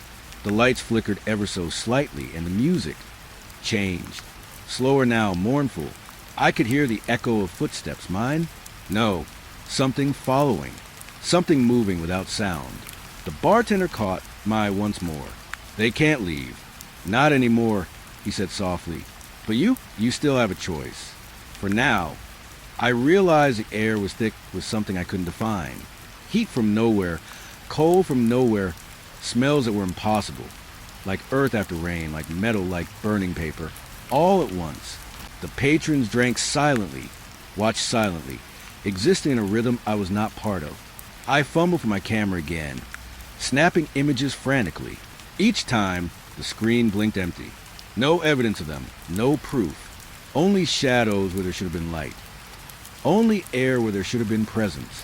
My chest tightened with panic. I could feel it, the weight of countless nights, countless patrons, all waiting, all trapped, all still here. And now I was part of that awareness. A figure at the far corner turned toward me, the light catching its face just enough. I swear it smiled, not with lips, but with the pull of its being. Invitation, command, warning. My stomach churned, and for the first time, I understood the terror of looking too closely at something that shouldn't exist. I bolted toward the door. The warmth of the outside fog hit me like a wave, but the doorway resisted, not physically, but in perception. The room seemed to stretch behind me, the space bending, elongating. The patrons' heads turned, all of them, toward me in perfect synchrony. And I heard it again, the whispering, soft, overlapping, unintelligible, but I knew the meaning. Stay. I lunged into the fog outside, tripping over the uneven sidewalk, heart hammering. The bar's lights flickered, then went out. Silent, empty, and yet the feeling remained. Something had marked me. I could feel it in my chest, in my eyes, in the hollow echo of my footsteps. The fog swirled in unnatural shapes as I sprinted to my car. Every step was a battle against the invisible pull that seemed to reach for me from behind. I didn't look back, not once. As I drove away, the streetlights flickered on normally, the fog thinning, the air returning to its mundane, nightly chill. But in my rear-view mirror, I thought I saw a glass lift tilt and drink. No one was there. Red Hollow had noticed me. The patrons had acknowledged me. And somewhere, deep inside the warmth of that bar that wasn't a bar, something waited, waiting for the next time I might return. I couldn't stop thinking about it. Couldn't stop seeing them in the periphery of my vision. The faces without reflections. The drinks that didn't exist. The presence that filled the room like water. And in the quiet moments, when the world outside felt real, I could still hear the whisper of glasses, the soft clink of impossible toasts. They were alive, somehow, and dead, and I had seen them, and now they had seen me. I thought running had been enough. I thought that leaving the bar, stumbling into the fog outside, chasing the safety of headlights and asphalt, would sever whatever thread had tied me to Red Hollow. But I was wrong. The town never felt distant. Every time I blinked, the bar hovered at the edge of my vision, tucked behind fog that shouldn't have stayed so low in the valleys at night. I told myself it was my mind playing tricks, the adrenaline, the exhaustion, the lingering fear. But deep down, I knew it was something else. Something alive. Something waiting. Sleep didn't help. Dreams were a thin, merciless replay of the night before. Faces, blurred and sharp at the same time, danced in corners of my vision. Glasses tipped and refilled themselves without hands. Music played softly, faint jazz notes, but underneath it were whispers, gentle, teasing, insistent, the same soft voice that had lingered in my chest in the bar. I didn't want to go back, yet here I was. That pull was irresistible. The fog stretched, and somewhere between my apartment and the highway, I felt it press against my skull like a hand, cold, wet, demanding attention. I found myself turning the wheel, letting the headlights carry me toward Red Hollow. The bar sat then on Main Street, impossibly pristine. Lights glowed inside like candles in a mausoleum. The door swung open before I could touch it, welcoming me with a warmth that smelled wrong, like earth after storm, and something metallic, iron-rich, bleeding through. I stepped inside, every nerve screaming to flee. Every instinct wanted to run into the fog, into nothingness. But the air held me, and the patrons were still there. They didn't see me at first. They lifted glasses in their silent rhythm, still sipping what was not there. But then, the bartender's eyes found mine, and I felt it, recognition, a weight settling across my chest, deeper than gravity. He moved behind the bar, slow, deliberate, like a predator who knows exactly when to strike. "You returned," he said, voice smooth, even almost kind. I wonder how long it would take before curiosity overcame caution. I swallowed hard, stepping closer. I didn't mean to. "Sure," he said, raising a hand. His smile stretched a little too far. "You're here now. That's what matters." I looked around, scanning the bar. The patrons lifted glasses at me, but in that moment, their faces shifted slightly, flickering between human and not. Their skin dulled, their eyes darkened, and I realized they were the missing, the lost, the ones the world had forgotten. All of them dead, all of them here. I felt bile rise in my throat, but my legs moved on their own, drawing me toward the bar. Each step made the floorboards groan like whispers in the dark. "Dead," I muttered. "They're all dead." The bartender leaned on the counter, watching me, calm, collected. "Yes, all dead. But death isn't what you think. Not here." I shook my head. "I don't understand." You can't, they're here. They always were. And now," he said, gesturing at me with a sweeping hand. "So are you?" I froze. The words hit me like ice. My body stiffened. My hands shook. My camera slipping from my grip onto the polished wood counter. The lens cracked with a tiny pop, but the glass didn't shatter. It bent light instead, swallowing a whole. What do you mean? I'm alive. I can leave. I can... He shook his head slowly, almost sadly. You are counted. That's what you are now. Your heartbeat may persist, your breath may come, but you belong here with them. A cold pressure pressed my chest, and I realized I couldn't inhale fully. The patrons turned in unison, their faces blank yet attentive, like an audience waiting for a performance. One by one, they raised glasses that reflected nothing, yet I felt the weight of every sip, every sorrow, every longing they had carried from their lives. And now it was mine too. I stumbled back, eyes darting for a way out. The door, the exit. I had trusted it before, but it wasn't a door anymore. It was a frame, a boundary I could see, but not cross. The fog from outside leaked in, curling around the edges of the room like fingers, reaching for me, tugging me closer to the heart of the bar. I tried to speak, tried to argue with reason, but the words caught in my throat. The bartender moved around the bar, slow and silent, and poured from a bottle I couldn't recognize. He handed the glass to me. I felt its weight instantly, solid and alive. I couldn't refuse. My hands, against every instinct, took it. The liquid glimmered, reflecting the room in tiny, perfect fragments. I raised it, trembling, and drank. Nothing should have happened. Nothing should have touched me, but heat exploded in my chest. Memories not mine surged. Laughter from long-forgotten streets. Smells of kitchens burned by old fires. Whispers of love, regret, and despair. I stumbled, knees buckling, as the room twisted. The patron's silent toast rang in my ears like a choir of lost souls. I dropped the glass, but the liquid clung to me, seeped into my skin. I felt it, absorbed it. Every face at the tables flickered, revealing glimpses of their deaths.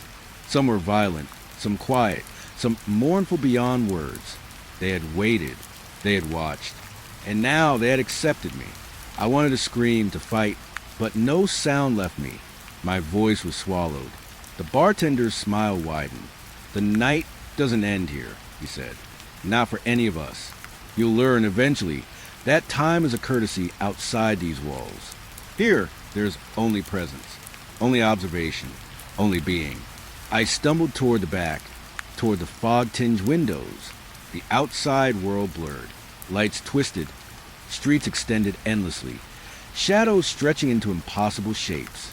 The fog thickened, carrying whispers from the patrons, from the bar, from the void beyond. Every step I took was both forward and backward, a liminal slide into recognition I didn't want. I tried to reach the door again, tried to tell myself I could leave, that the world outside waited, but the boundary had shifted. Now it pressed against my chest, my mind, my bones. I realized then I was no longer a visitor. I was counted. The ledger of Red Hollow, the tally of the departed, had a new mark. My heartbeat, my awareness, my presence. It belonged to this place now. I looked at the bartender, desperately, searching for mercy, for explanation. Is there a way back? A way out? He leaned closer, voice low, almost comforting, and said, there is never a way back, only acknowledgement, acceptance, and eventually understanding. I felt the room bend inward. The floorboards hung beneath me. The patrons lifted their glasses again, in perfect unison, sipping from the void. I saw my reflection in the polished counter, distorted, not quite human, not quite what I remembered. A pale echo of myself, eyes wide and hollow. I sank into a chair, compelled, drawn by invisible threads. The music softened, then deepened into a slow, pulsing rhythm, sinking with a heartbeat that was mine and not mine. I realized I could no longer distinguish the two. A woman at the far end of the bar looked at me and smiled. Her hand lifted, offering a glass I couldn't refuse. I understood then that resistance was meaningless. Everything I had known, life, freedom, time, had collapsed into this room, into this night, into the endless presence of those who could not leave. I drank again, not for taste, not for life, but for acknowledgement. My awareness sharpened. I could feel them around me, behind me, inside me. I was no longer alone, not in the sense of companionship, but in the way the dead occupy space. I was counted, logged, added to a ledger that never closed. The door never opened, time never passed, music never ended, and the patrons, always patient, always watching, always drinking, continued. I understood the truth of the bar, the town, and myself. Once seen, always seen. Once counted, never gone. And I had joined them. The mountains were quiet when I arrived.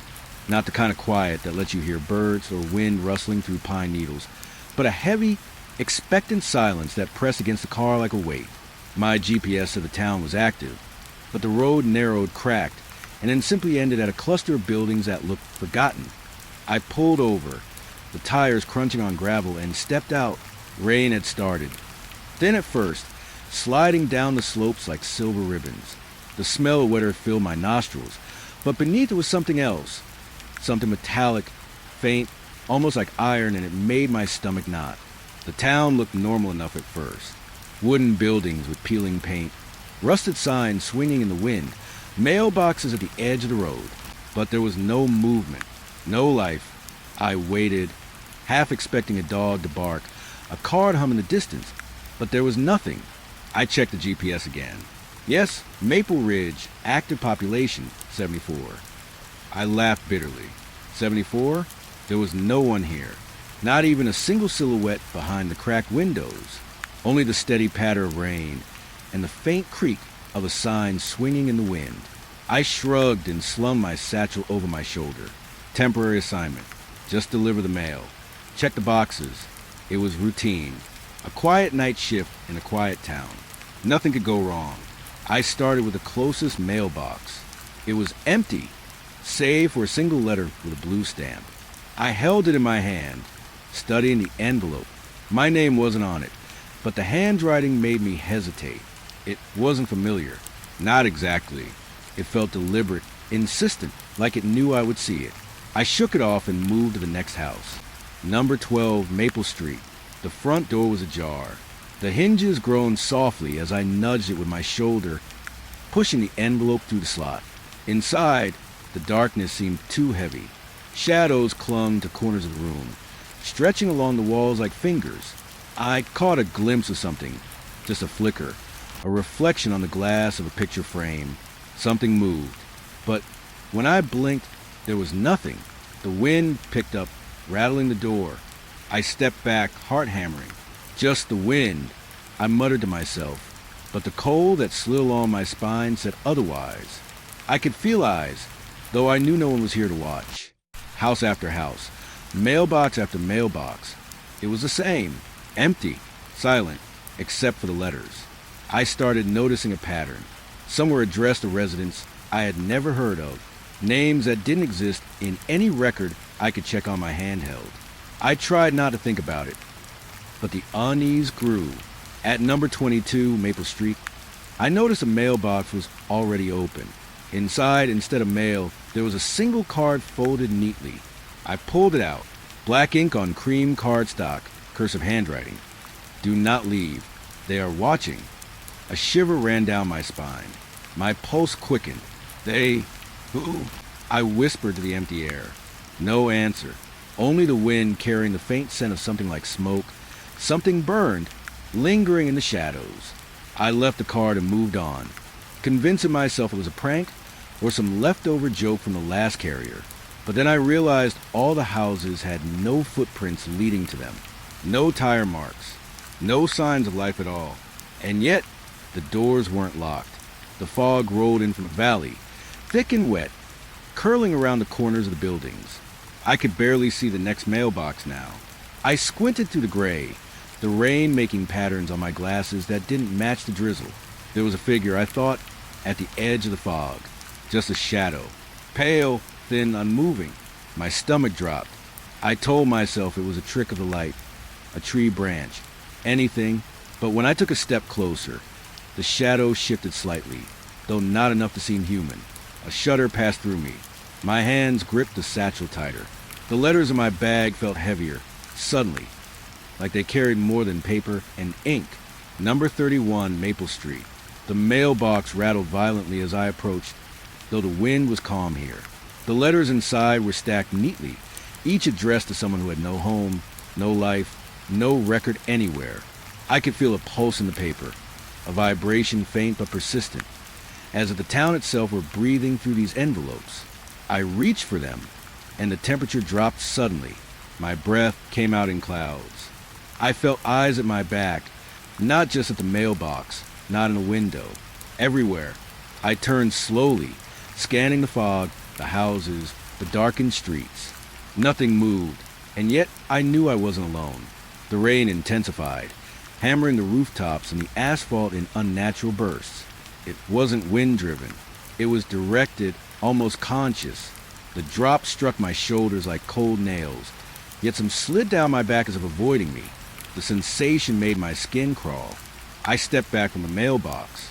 My boots slipped on the wet gravel, and I fell hard, the satchel open, letters spilling out. I scrambled to gather them, and one slid into the fog. I ran after it, heart pounding, my lungs burning. The mist thickened around me, swallowing my vision, twisting the path behind me. I stopped. The letter floated in the air in front of me, not falling, not caught on a branch, just suspended, trembling slightly. I reached out, trembling, and the moment my fingers brushed it, a voice whispered, so faint I almost doubted it. "You shouldn't be here." I jerked back, stumbling, landing on my knees. The fog swirled, carrying the faintest echoes, footsteps that weren't mine, breathing that didn't match any human pattern. My heart raced. I felt watched, recorded, cataloged, like the town itself was scanning me, determining where I fit in its strange ledger. I gathered the rest of the letters, my hands shaking. Each one seemed to thrum with life. Names, addresses, notes, some mundane, some warning, all pointing toward a continuity that made no sense. The town should have been dead, empty, yet the mail existed. The mail persisted. And now, so did the fog. I took a deep breath, trying to calm myself. This was a temporary assignment. I reminded myself, just a shift, nothing real, nothing permanent, just a town, abandoned or not, waiting for its mail to be delivered. But the air pressed closer, moist and heavy. I could feel it in my hair, on my skin. The buildings weren't simply abandoned. They were awake, watching, waiting. I stepped back to the car, satchel clutched to my chest. I dared to glance back at the town. In the windows of the bar at the center town, I thought I saw a shadow wave, a figure, or a trick of the fog. Impossible to say. My rational mind failed me. My instinct screamed. And still, I felt drawn, inexplicably, as if a line had been drawn in the fog connecting me to this place. I drove slowly, the gravel crunching under the tires, ears straining for any sound that indicated life. But all I heard was the rain, the whisper of fog against metal, the weight of the town pressing silently against the world outside. That night, I couldn't sleep. Every time I closed my eyes, I saw the mailboxes, the letters, the shadow in the fog. The town had made its mark, quietly, without force, without a single word. I was aware that it had acknowledged me, cataloged me, counted me in some way I didn't understand. And I knew the fog wasn't just weather. It was intelligence, observation. It would follow me home, follow me to the next shift, linger in the corners of my mind like the faint taste of iron on my tongue. I would return. I didn't want to, but I would, because the mail was never finished, because the town in its quiet, terrible persistence wanted me to finish what it started, and I inexplicably wanted to see it through. The mountains were quiet again, though not naturally. The fog drifted in the valleys below, curling like smoke, whispering of names yet to be spoken. I felt the letters thrum in my bag, and I realized finally that the town wasn't just abandoned. It was patient. It had always been patient. And now, so was I. The next morning, or what felt like morning, I returned to the mountain road. The fog had lifted slightly, but the town was no less silent. My satchel weighed heavier than it should, as if every letter it carried had absorbed some of the night's cold, some of the fog's patience. I set the letters down on the hood of my car and sifted through them. Most were ordinary bills, advertisements. A few bills returned to sender. But then I noticed the dates. Tomorrow, every single one. The postmarks were fresh, the handwriting unfamiliar, yet the stamps were old, faded in ways that made no sense for something just mailed. I laughed nervously, rubbing at the fog of sleep, still clouding my eyes. Maybe I'm seeing things, I muttered, but I wasn't. The first letter I picked up was addressed to a resident named Eleanor Haskins. I had checked the municipal records, the census, everything. She didn't exist. But the letter detailed something horrific. Her car skidding off the cliff at sunrise, her daughter trapped inside, screaming, calling for help that would never arrive. My stomach turned. My hand shook. I dropped the envelope back onto the hood. It fluttered as though alive, whispering against the cold metal. I could feel the weight of its words, the inevitability. I tried another. This one was for Franklin Duval, a man whose mailbox I had passed last night. The letter described a fire in his kitchen, a stove left on, smoke filling the small house, neighbors knocking frantically, the flames spreading too fast to escape. The details were vivid, precise. And yet, Franklin Duval was a ghost in a town that didn't exist. I slammed the satchel shut, heart pounding. This isn't real, I whispered, voice cracking. But the letters wouldn't be ignored.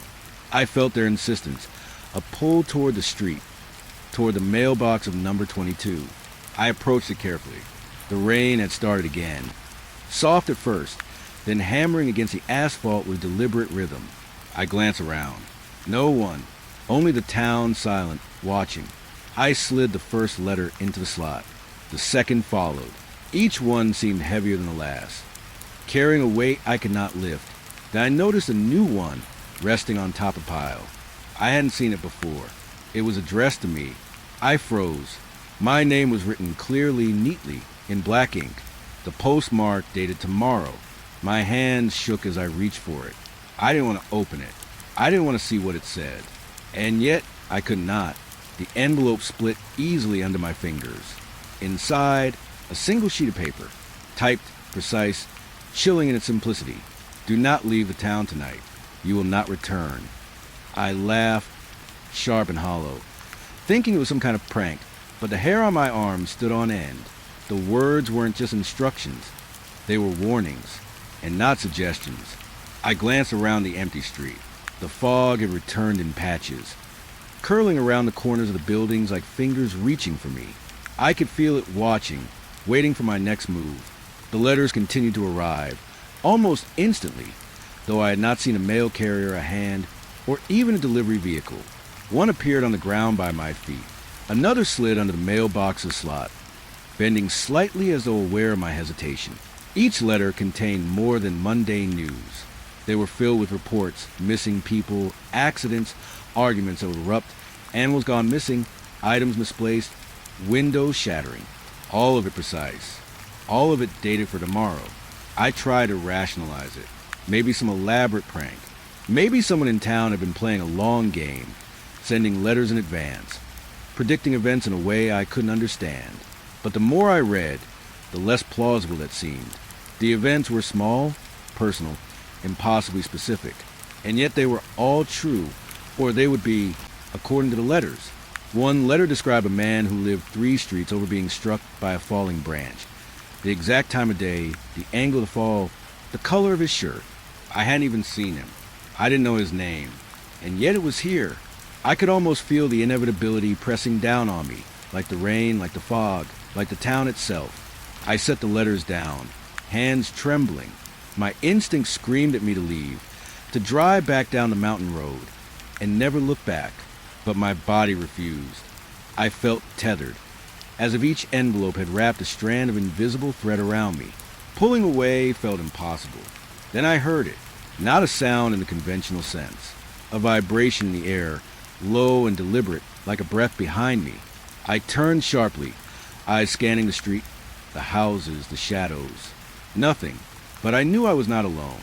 The wind carried a faint rustle, paper against paper. My letters. The stack on the hood shifted, fluttered, almost as though rearranging themselves. I stepped back, heart hammering. One of the envelopes lifted slightly, hovering, then fell neatly back into place. I staggered backward, clutching my satchel. The letters had become heavier, almost solid in a way that made no sense. I could feel their words vibrating through my fingers. And then I understood this wasn't about mail. Not really. It was about observation, cataloging, prediction. Each letter was a thread, and I was entangled in the weave. The town wasn't dead. It wasn't silent. It was alive in a way I couldn't name, and it was recording me, watching me, shaping reality in small, meticulous ways. Another envelope slid across the hood toward me. I caught it. It bore my name again. I tore it open with shaking hands. The words inside weren't typed this time. They were scrawled, hurried, almost frantic. Do not read the others. You will not survive the night if you do. I froze. My mind spun. How could this be? How could the town, the letters, know my thoughts, my actions? Even before I acted, the fog pressed closer now, dense and wet, curling around my boots, sliding up my legs. I could feel it try and pull me forward, into the street, into the houses, into the inevitability. I dropped the envelope. It landed upright, facing me, though nothing else in the world should have done that. My pulse pounded, my chest tight. I wanted to run, to drive back down the mountain road, to escape the impossible logic of this place. But I couldn't. The letters whispered, not with words, but with the weight of intention, the subtle pull of inevitability. One by one, I read them, despite myself. Each one confirmed the last. Accidents, disappearances, arguments, chaos, all precise, all coming tomorrow, all inescapable. I staggered to my car. Shaking, I had to get out. I had to leave. But when I turned the key, the engine wouldn't start. Nothing. The battery was fine. The car was fine. And yet it was frozen, like it had been woven into the web with the rest of the town. The rain fell harder. The letters fluttered, one drifting out of the satchel, as if to guide me back toward the houses. I felt my resolve weaken. I wanted to fight, to resist, but the fog, the letters, the silent observation of the town made me doubt everything. I sat on the curb, head in my hands. The letters lay around me like stones, each one a tombstone, each one a thread pulling me further into a design I could not comprehend. The warnings were not just predictions. They were instructions, conditions. The town was alive, yes, and it spoke through paper, through ink, through the inevitability of tomorrow. Hours passed, or minutes. Time had lost meaning in the fog and rain. I read the letters again, each one a sentence, a paragraph, a certainty. And then I realized the final truth. The town didn't want me to leave. Not yet. It wanted me to witness, to understand, to be part of its catalog, its calculation, its growing ledger. I wanted to resist. But the letters, the fog, the patter of rain like footsteps across the street, all pressed me forward. They guided me. I felt them almost physically in my hands, my arms, my chest. I was trapped in a web of paper and prediction, and every heartbeat, every breath, reminded me that this was not a town abandoned. This was a town that persisted, that waited, that counted, and now it counted me. I started my rounds early that morning, fog clinging to the mountain road like damp wool. The town was quiet, too quiet, but that wasn't unusual. I'd learned quickly that this place had a way of holding its breath, waiting. The mail bags weighed heavy across my shoulder, each letter a tether to a reality I was beginning to distrust. The first few houses were normal enough. I dropped letters into slots, rattled boxes, waved at empty windows. The mist made the houses look older than they were, corners blurred, paint faded to something unearthly. But nothing resisted me. Nothing yet. Then I came to number 14. The mailbox was new, shiny, an anomaly among the rotting wood and rusted iron of the street. I reached the slot, and the moment my fingers touched it, I felt it, not a shock, not electricity, but something sharp, like the mailbox had teeth. The mail wouldn't go in. I tried again, a jolt of resistance, like the letter was being swallowed back, refusing entry. I froze. That was impossible. Mailboxes don't act. They don't have wills. I looked around the house. Windows were dark, blinds drawn, but I could feel it. Behind those walls, behind those silent, empty rooms, there was something waiting, watching, protecting, and it didn't want me here. I set the letter down, but it didn't stay. It shimmied across the hood of my truck, sliding as though pushed by an invisible hand. My stomach sank. The fog thickened, curling it around the porch, the roof line, creeping along the ground like it had its own purpose. I could almost hear it breathe. I tried the next house. Number 16. Same thing. My hand reached out, the letter guided by gravity or something else entirely, and the mailbox spat it back. Not violently, not suddenly, but deliberately, precisely, as though it had chosen to reject it. I stumbled back, chest tight. My mind tried to make sense of it. Wind, imbalance, but nothing else was moving. The leaves were still. The fog hung in one place, waiting. A low hum started somewhere deep in the air. Not loud, not constant, just enough to crawl under my skin.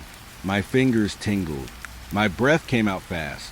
I wasn't alone, and I wasn't just delivering mail. I was intruding. I tried again with a different letter. Same result. The mailbox seemed to swallow my effort, then spit back on the ground with a weight. A thud that was far too deliberate. My heart pounded in my ears. I glanced at the windows, half expecting eyes to appear. Nothing, but the feeling was there, undeniable, that presence pressing down through wood and glass, making itself known. I moved to number 18. This time I barely reached the slot when the letter shot back, as if launched by a spring. It hit me in the chest. I stumbled. A laugh, hollow, dry, echoed in the fog, but when I spun, there was no one. Only the house. Only its shadowy form, silent and absolute. I crouched and picked up the letter. The writing had changed. My name was scrawled across it now, the same black ink as the first letters. I didn't remember writing it, and yet I knew it was meant for me. I could feel the house pulsing, almost breathing, as though aware of my hesitation. My mind screamed at me to leave, to drive back down the mountain and forget these roads, forget this job. But something tethered me, stronger than fear, curiosity, obligation, or maybe some deeper instinct I didn't understand. I slipped the letter back into my bag and moved on, hands shaking, sweat prickling my back despite the damp chill. The next few houses were different. Some welcomed the mail, yes, but the air around them was thick, almost tense, like they were waiting for something to happen. A static in the hair on my arms, a heat that shouldn't exist in fog. And still, the letters for certain homes refused to enter. One house, number 22, had a mailbox bent at an odd angle, the slot crooked. I approached slowly. The moment my fingers brushed the metal, the fog slammed into me, thick and wet, pushing against my skin. I staggered back, coughing, choking. The letter was jerked from my hand, flying back to ground as though repelled by some force I couldn't see. I looked up. Windows, dark, doors, silent, and yet something behind them shifted. I could feel it, a subtle movement, a ripple through the air that made my stomach twist. The house was alive, not in the way people are alive, but in a way that made the mailbag feel heavier, the ground beneath my boots less stable. It was aware. I set the letter down, hands trembling, and something compelled me to peek into the mailbox again. I swear I saw a shadow inside. Not a reflection, not a trick of the fog, but a shape crouched, coiled, waiting. And it moved when I did, as if acknowledging me. I stumbled back, nearly tripping over my own boots. I tried to reason with myself. It was wood and metal. It was old, warped, maybe rusted in a way that made the letters stick. Maybe the fog played tricks.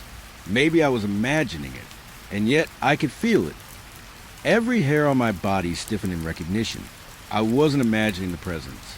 I was feeling it, as tangible as a letter in my bag. I moved on, heart hammering. I couldn't stop thinking about the rejected letters, about the way the fog had seemed to push back. Houses didn't care about mail. They didn't reject or accept with intention. And yet, these did. Certain ones. They were protecting something. Something I wasn't meant to see. I passed number 25 and froze. The mailbox rattled violently, letters shoving themselves outward as though trying to escape. I approached cautiously. The air around was warm, unnaturally so, and I could feel the vibration through my boots. My chest tightened. I could smell something, smoke, dust, decay, though nothing burned. I reached for a letter. It was torn violently from my fingers, flying back into the mailbox as though drawn by some magnetic force. I stumbled back, hand to my chest, breath coming fast. My mind reeled.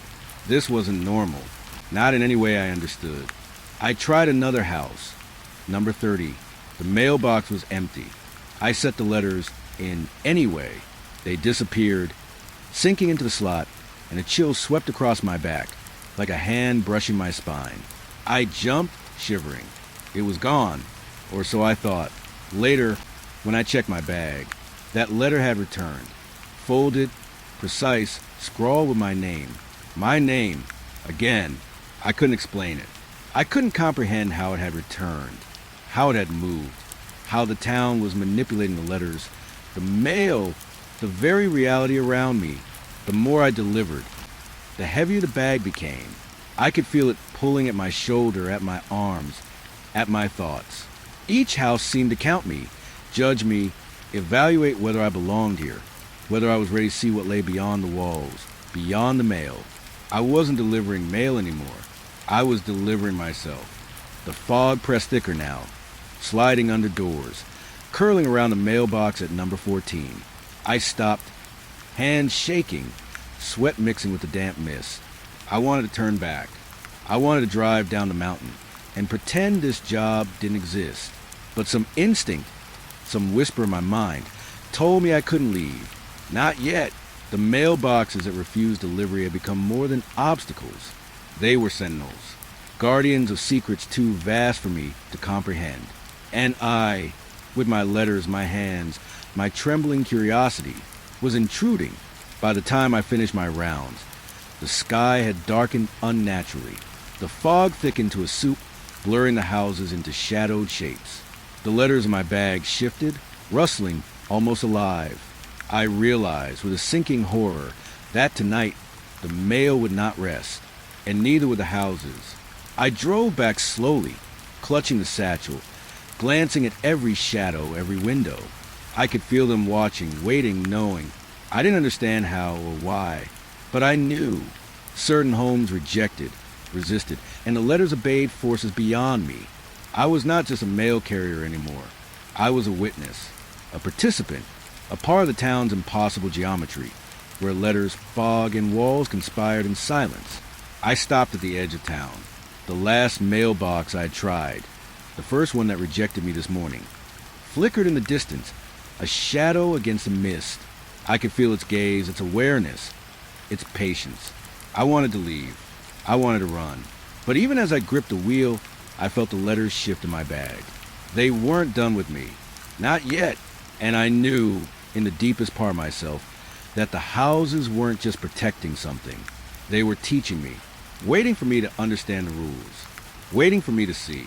And when I finally did, I wouldn't be able to look away, because some things once seen can never be unseen. It started the moment I opened the satchel that morning. Rain still clung to the branches outside, slicking the roads of mist that smelled faintly of metal and wet earth. I had finished my usual rounds yesterday, or at least what I thought was usual, and packed the remaining letters back into the bag. That's when I noticed it. A single envelope, yellowed and stiff, resting on top like it had been waiting for me. At first, I thought I had dropped it yesterday, overlooked it, but the postmark froze me in place. It wasn't today's date, or even yesterday's. It was dated 6 years ago. 6 years ago. I picked it up with trembling fingers, the paper rough against my skin. My name was scrawled across it in ink I didn't recognize, but the handwriting was precise, deliberate. I knew it was meant for me. I had no memory of writing it, no memory of sending it, or receiving it. The air around me thickened. My lungs felt heavier, as though the envelope itself carried weight beyond paper and ink. The fog outside pressed close to the window, curling like a living thing. I wanted to throw it away. I wanted to ignore it. But some part of me, the part that had been unraveling since I arrived in this town, urged me to open it. I slit the envelope and unfolded the letter. The handwriting inside was the same as the outside. Every line, every word, was familiar yet foreign, as if my own mind had written it long before I existed.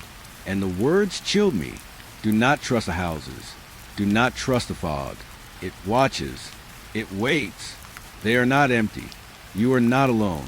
They know you are here. Do not leave your bag unattended. They will try to take it. They will try to take you. My chest tightened. I dropped the letter onto the table, heart hammering. The room seemed to darken around me, though the sun was still above the mountain. Shadows pooled in the corners, curling and shifting with a life of their own. I wanted to laugh, to shake it off as some prank, some trick of my fraying nerves. But the way the letter had appeared, and the way the words seemed to pulse with intent, I couldn't. I stuffed it back into the bag, hoping to shake off the feeling, but the second I did, the bag shifted in my hands. Not like a weight settling, not like the letters jostling naturally. It felt alive, writhing slightly, as though something inside it wanted to be noticed. I drove to my first delivery of the day, but every mile felt distorted. The roads didn't feel the same. Trees leaned closer to the truck, fog curling along the edges of the asphalt like fingers. Every house I passed seemed to exhale as I drove past, the shadows behind the curtains flickering even when the lights were out. When I arrived at number 12, a house I had delivered to countless times, the mailbox was empty, except for a single envelope, identical to the one in my bag. My name, the same handwriting. My stomach churned. I didn't move at first. I stared at it, frozen, wondering if the town had somehow shifted, if I was trapped in some repeating loop. I picked it up. The paper was warmer than it should have been, as though alive. I opened it carefully, hands shaking. The words inside were a continuation, a response, though I hadn't spoken anything aloud. You are being watched. They know the routes. They know the stops. They know your hesitation. Do not deliver the letters you see outside of the route. They are theirs, not yours. They hunger for recognition. They do not forgive intrusion. The bag sagged at my shoulder, heavier now. I felt every envelope inside, each one pulsing, shifting, as though aware of my awareness. My skin crawled. Something was following me, watching me, waiting. I tried to finish the deliveries quickly, hands trembling as I slid letters into boxes. But every mailbox that had resisted before now seemed to tremble as I approached. Number 14, the first house that had spat back my letters, quivered in the fog. I could feel a presence inside, coiling around the walls, pressing against the wood. I wanted to leave. I wanted to abandon the bag and run. But I couldn't. Not yet. Not until I understood. By midday, I was no longer delivering mail. I was being measured, judged. Every house I approached seemed to bend subtly toward me, the fog thickening around certain spots, thinning around others, guiding my path. And the letters, my letters, the ones from the past, the ones postmarked decades ago, were moving of their own accord, sliding from bag to box, obeying a rhythm I could not hear but felt in my bones. At number 18, the letter from 6 years ago slipped from my bag while I was fumbling with a mailbox. It floated lightly, almost teasingly, before settling perfectly inside the slot. I could not believe it. There was no wind, no hand, and yet it had moved. I stepped back, heart racing. The fog pressed closer, curling over the porch and around the windows. I could see shapes moving within, subtle shifts of shadow, like silhouettes practicing patience. The letter inside the slot was impossible to retrieve without opening the box, but even as I reached for it, I felt an invisible resistance, a weight keeping it in place. I took a step back, hands trembling, and realized something worse. The letters weren't just messages. They were contracts, invitations, challenges. The town, the fog, the houses, they weren't passive. They were active. They were alive in a way I hadn't understood before. I tried to rationalize it. It had to be a trick of the weather, of the light, of my mind. But rational thought fled when I returned to the truck. The bag shifted again, heavier now, and when I opened it to check the remaining letters, another envelope had appeared, identical to the first, with my name written across it. No postmark this time, just the handwriting, familiar and alien. I held it in my hands, shaking. Inside was a single line, The route is no longer yours. They have taken it. They have taken you. The ground beneath the truck seemed to shift. The fog rolled through the tires, curling upward like smoke. I looked back at the house, and in the shadowed window, I thought I saw a face. My own face twisted, watching, waiting. I blinked. It was gone. Only the darkness remained, thick and patient. I drove slowly, unsure if I was leaving or being led. The letters in my bag pulsed with life. Each one seemed to wear my thoughts, my fear, my hesitation. The envelope from 6 years ago lay on top, staring at me, accusing, patient. I couldn't shake the feeling that every movement I made, every mile I drove was anticipated. I was no longer delivering mail. I was part of the system, part of the town, part of something that existed outside of time, outside of reason. I tried to shake the envelope, to stuff it deep in the bag, but it returned to the top as if it had chosen its place. I felt my pulse thrum in time with it. My mind couldn't escape the rhythm. The route, the houses, the fog, they were alive, watching, responding, waiting for my next move. By evening, the sun had gone entirely, and the fog had grown into a thick wall around the road. The mailbox at number 12, where the first impossible letter had appeared, rattled violently, the letters inside shifting like living things. I could see shadows moving behind the curtains, shifting in ways that defied logic. I gripped the steering wheel and whispered, "I don't belong here." The envelope from 6 years ago slipped from my bag and landed on my lap. I opened it once more. The words inside now made my stomach twist with dread. "You have always belonged. You have always been part of this. Time does not touch us. You are ours now. Return the letters or join them." I didn't know what it meant. Return them to whom? Join them? My hand shook as the truck idled, fog curling to the tires and around my boots. The letters weren't just mail. They weren't just warnings. They were invitations, demands, instructions from something older than memory, older than the town itself. I tried to drive. The road seemed to stretch endlessly ahead, curling back upon itself, fog thick and unyielding. Every house I passed glimmered in the mist, windows dark, doors closed, waiting, and I could feel the letters pulsing, alive with intent. They were guiding me, forcing me, teaching me the rules I didn't yet understand. By nightfall, I realized the truth. I was no longer a mail carrier. I was no longer in control.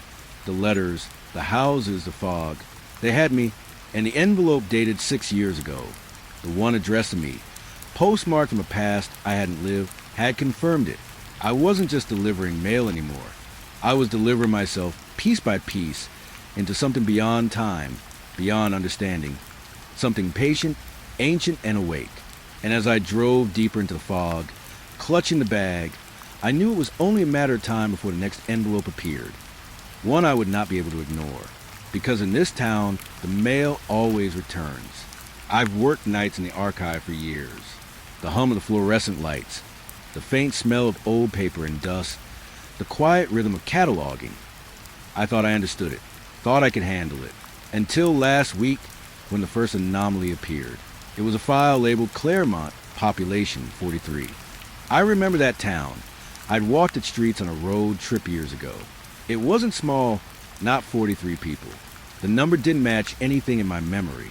I shrugged it off, wrote it into the database, and moved on. That's my job, after all.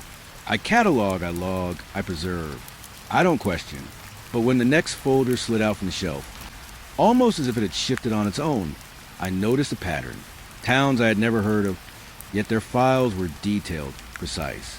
Reports of missing persons, fires that never appeared in newspapers, weather anomalies, and all postmarked decades ago.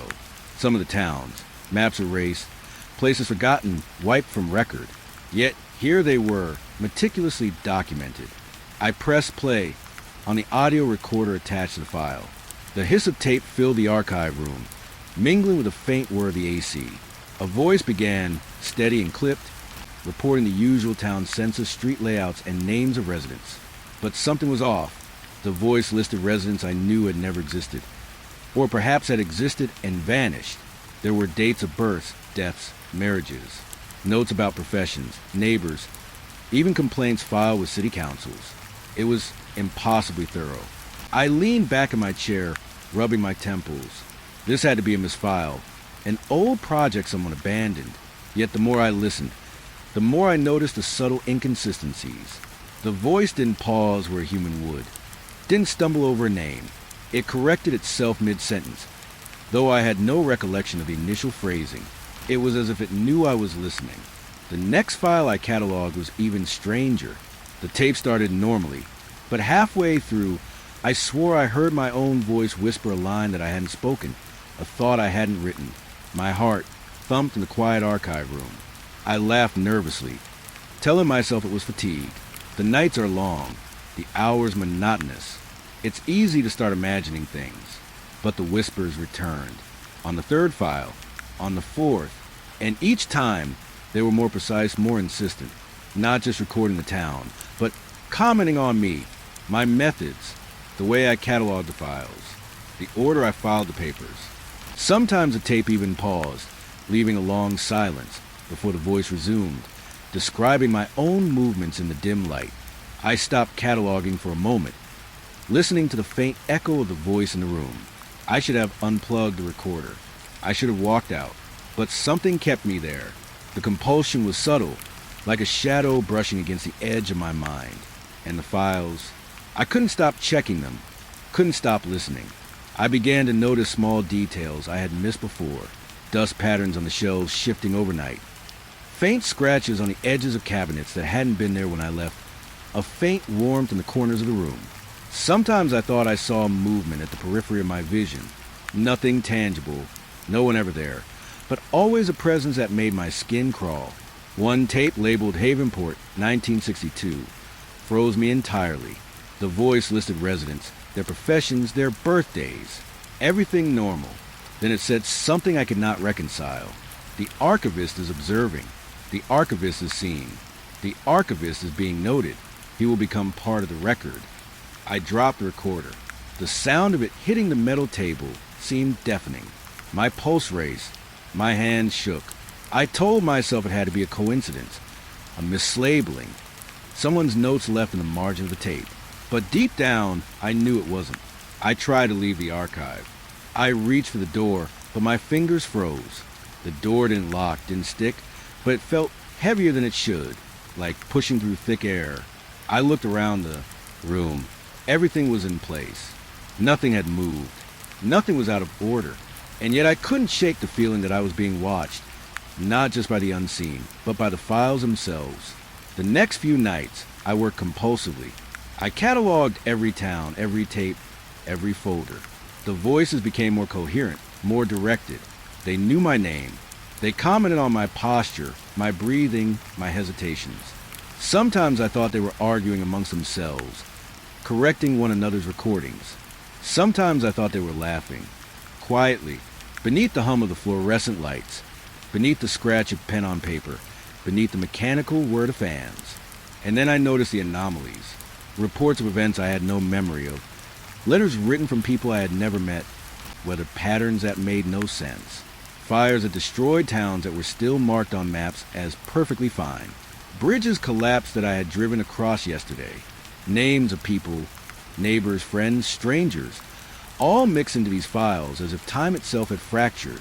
I began to dread the hours before dawn, the silence before the machine started up, the moments when the archive room seemed almost to breathe around me. Sometimes I would glance at the door and swear the shadows shifted against the edges, forming shapes that looked like hands, faces, impossible geometries, always just out of focus, always gone when I looked directly. Last night, I heard a knock, soft, from nowhere, really, the walls, the ceiling, maybe even the floor, a single, sharp tap that made me jump despite the hours of sound around me. I told myself it was the old pipes, the building settling, the wind outside, but the tap came again, and then as I froze, I heard in the tape, not on the recording, not in the files, but in the silence between tracks, a soft echo of my own heartbeat. I ran the logs backward, rewound tapes I had listened to 100 times, and there it was, a whisper, faint, almost inaudible yet unmistakable. My own name, my own thoughts, my own footsteps, and beneath them, a faint, mocking laughter. I know now that the archive does not simply record history. It observes it, it preserves it, it comments on it, and it can reach beyond the boundaries of the paper and the tape. It sees me, catalogs me, notes me, even as I note the towns it has consumed. I cannot leave. Not yet. I don't know if I ever could. Something in me compels me to continue, compels me to listen, to file, to organize. The room breathes, the tapes whisper, and the towns speak through them. And I am their witness, their participant, their cataloged archivist. I feel myself changing, slower, quieter, less certain, more aware. The walls are not just walls. The folders are not just folders. And the voices are always there, watching, correcting, waiting. I am part of it now. I can feel it. The logs, the files, the towns themselves, they're alive in a way I cannot name. And as I sit here, listening to the next tape, I can hear it whispering again. He is here. He is recorded. He is ours. Always. And I know deep down that by tomorrow, I will no longer be just the archivist. I will be another entry in their records, another ghost catalog in a room that never forgets. I thought last night had been the worst. I thought the whispering tapes, the impossible towns, the faint warmth in the corners of the archive, those were the limits of whatever had drawn me here. But this morning, or whatever passed a morning in the endless fluorescent haze, I discovered something far worse. I came and checked the new files, as I always do, expecting perhaps a misfile, an old tape someone left behind. But the folders I found had no origin in the system, no date, no author, just neatly stacked, labeled with town names I had never seen before. I picked up the first, Hallow Ridge, population 67. I frowned. Hallow Ridge did not exist. It never had. I had memorized the old maps, the canceled census records, the files that were supposed to exist for these mountains. Nothing matched, and yet the file was precise, exact in its measurements, in its street grids, in its population breakdown. I turned on the recorder. A steady, mechanical voice began cataloging the streets, the homes, the families, names, dates, occupations. Details impossible to verify because the town had been obliterated decades ago. Even so, the voice read them as if they were everyday facts. And then it said something that made my stomach knot. Hallow Ridge reports. The archivist watches. He notes. He files. Observation is noted. Observation is necessary. I dropped the recorder. The tape slipped from my hands, clattering across the metal table. I wanted to laugh, to tell myself it was fatigue, imagination, some trick of long nights in fluorescent light. But the way the voice said it, so calm, so certain, I could not. I picked it up again. I needed to hear more, to confirm that my mind wasn't fracturing. Each tape after that was the same. New towns appeared every night. Files sliding onto the desk as if the shelves themselves had produced them. Towns that had been wiped from maps. Towns that had burned. Towns that had never been. And every one included me, even in the ones I had never cataloged before. A footnote in a census, a shadow in a photograph, a reference in a diary. Archivist observed, data logged. I sat back and rubbed my eyes. I had read every rule, every note in the archivist's handbook, and nothing mentioned this. I was not supposed to interact with the material this way. I was not supposed to be observed. And yet, in the quiet of the archive, I could feel it, the watchful gaze of towns that never existed, staring to the paper, through the tape, through me. The files did not stay on the table. They shifted overnight, reordered themselves, appearing where I had not left them. Sometimes I would awake, certain that I had put them in one corner, only to find them in another, always within reach, always organized, always waiting for me to pick them up again. One tape caught my attention particularly. It was labeled Ashfield 1954. I pressed play. The voice began listing the families, the streets, the businesses. Then, abruptly, the voice paused. A faint hiss like static filled the room, and then a whisper, "Do not leave. Do not forget. Do not look away." My hands shook as I reached to stop it, but it was too late. The whisper had already seeped into my thoughts, threading itself into quiet spaces between my own heartbeat and breath. I felt as though the tape had entered my mind, not my ears. I tried to close the folder, to shut the drawer, to block the presence, but it persisted. The towns, they were alive. Not alive in the way a city hums with people, but alive in a watching sense. They existed in a continuity that defied logic. They knew I would open the next tape. They knew I would catalog every detail. They expected it. I glanced around the archive. The lights flickered faintly, though nothing had caused them. A shadow seemed to crawl along the ceiling, like black smoke pooling just beyond the edges of perception. My breath caught.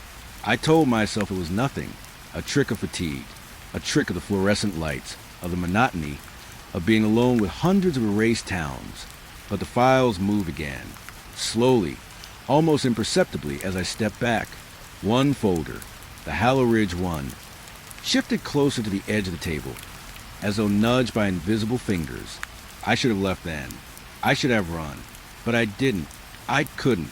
Something tethered me to this room. Not curiosity, exactly, but a sense of duty, or perhaps inevitability. The towns needed me, or they needed what I was becoming. Over the next few nights, the pattern became impossible to ignore. The towns continued to file back, not just on paper or tape, but in subtle, terrifying ways in the room itself. Temperature shifts near a certain folder, almost imperceptible drafts where there should have been none. A faint echo of footsteps that didn't match mine. A shadow that was never in the same place twice. One night, as I cataloged a new tape from Greystone Hollow, 1947, I noticed that the voice paused for a moment longer than usual, and then, softly, it said, "He is here. He is noting. He is part of us now." I froze. My pen hovered over the sheet. My eyes darted to the shelves. Nothing had moved, and yet the air felt thicker. The room seemed smaller. I felt the pull of unseen eyes, weighing me down, insisting, claiming. I left the tape running and walked to the far corner of the room, hoping the distance would break the spell, the whisper, the claim. But the moment I stepped away, the tape hissed back to life, louder now, clearer. The archivist cannot leave. He will file all that is erased. He will witness all that is forgotten. He will belong. The words weren't just coming from the tape anymore. They came from everywhere. The walls, the shelves, the air itself seemed to breathe the sentences around me. I stumbled back, dropping folders, knocking over the recorder, and yet the voice followed. I felt it in my chest, in my thoughts, in the edges of vision that didn't belong to light. I ran to the nearest file, desperate to catalog, desperate to act, desperate to prove that I had control. My hands trembled as I flipped through the papers, checking names, dates, anomalies, and then I noticed it. A name I recognized, my own, listed in a census of a town I had never been to. Birth date matching exactly. Occupation, archivist, note in the margin. Observed, noted, to become part of the record. I staggered back, nearly falling. My reflection in the window across the room didn't look right. My shadow seemed detached, stretching toward the shelves like it wanted to enter them. The folders whispered as they shifted. Names on the papers I hadn't yet touched began to blur, changing as I watched, spelling out new towns, new dates, new events. All connected, all alive, all impossible. I tried to scream. My voice was swallowed by the hum of the fluorescent lights. My hands shook so violently I could barely hold a pen. And through it all, the whispers continued, patient, deliberate, intimate. I understand now. The towns that no longer exist are not dead. They are continuous. They are watching. They are recording. And in their own twisted, patient way, they are collecting me. I don't know how many nights I have left, or if it matters. The towns continue to file back, one after another, as if filling a ledger that stretches beyond time, beyond memory, beyond the walls of this archive. I am alone, and yet not alone. I am the witness. I am the participant. I am the archivist. And I am being written into a record that will outlast everything else. Every night, I catalog, I listen, I record. And every night, More towns return, bringing more whispers, more eyes, more certainty that I am no longer merely observing. I am part of the continuity now. The towns that never were continue to file back. And so will I, because the archive does not forget, and it does not forgive. I used to think silence was the worst part of the night shift, the kind that presses against your ears until you start hearing your own thoughts too clearly. But now I know silence is mercy, because once the recorder stopped respecting it, there was no quiet left anywhere. The recorder was old, older than the rest of the equipment in the archive room. Heavy, square, scratched on every edge. It still used physical buttons that clicked when you pressed them, like they wanted to remind you that something mechanical was happening. Something solid. Something real. Every archivist used it. We logged reports, summarized findings, marked inconsistencies. Then we rewound, labeled, and shelved the tapes. That was the job. Simple, lonely, predictable, until the recorder stopped turning off. It started small, almost polite. I was cataloging a new report from a town called Briar's End. According to map database, Briar's End had been submerged after dam failure in the late 70s. No survivors listed. No rebuilding. Just gone. I pressed record and began like always. Audio log, night shift. Town file Briar's End. Census records inconsistent. Population listed as. I paused, checking the paper. Listed as 92. I hadn't said anything wrong. I knew that, but the recorder clicked softly, even though my finger wasn't near it. And then, layered beneath my own voice, another one slipped in. Not loud, not sharp, just calm. Population was 94. I froze. My first thought was feedback. Old equipment did weird things. Echoes. Delay. I rewound the tape and played it back. My voice came through first.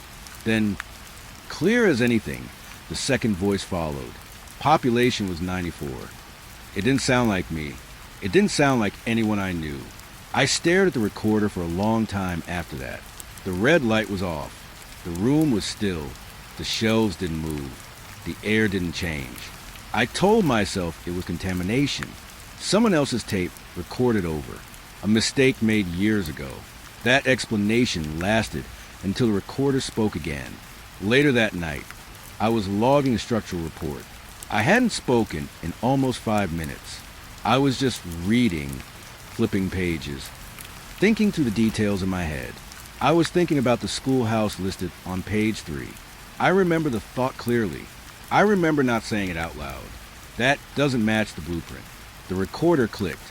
The blueprint was revised after the fire. I dropped the pen. It rolled off the desk and hit the floor, but I didn't hear it.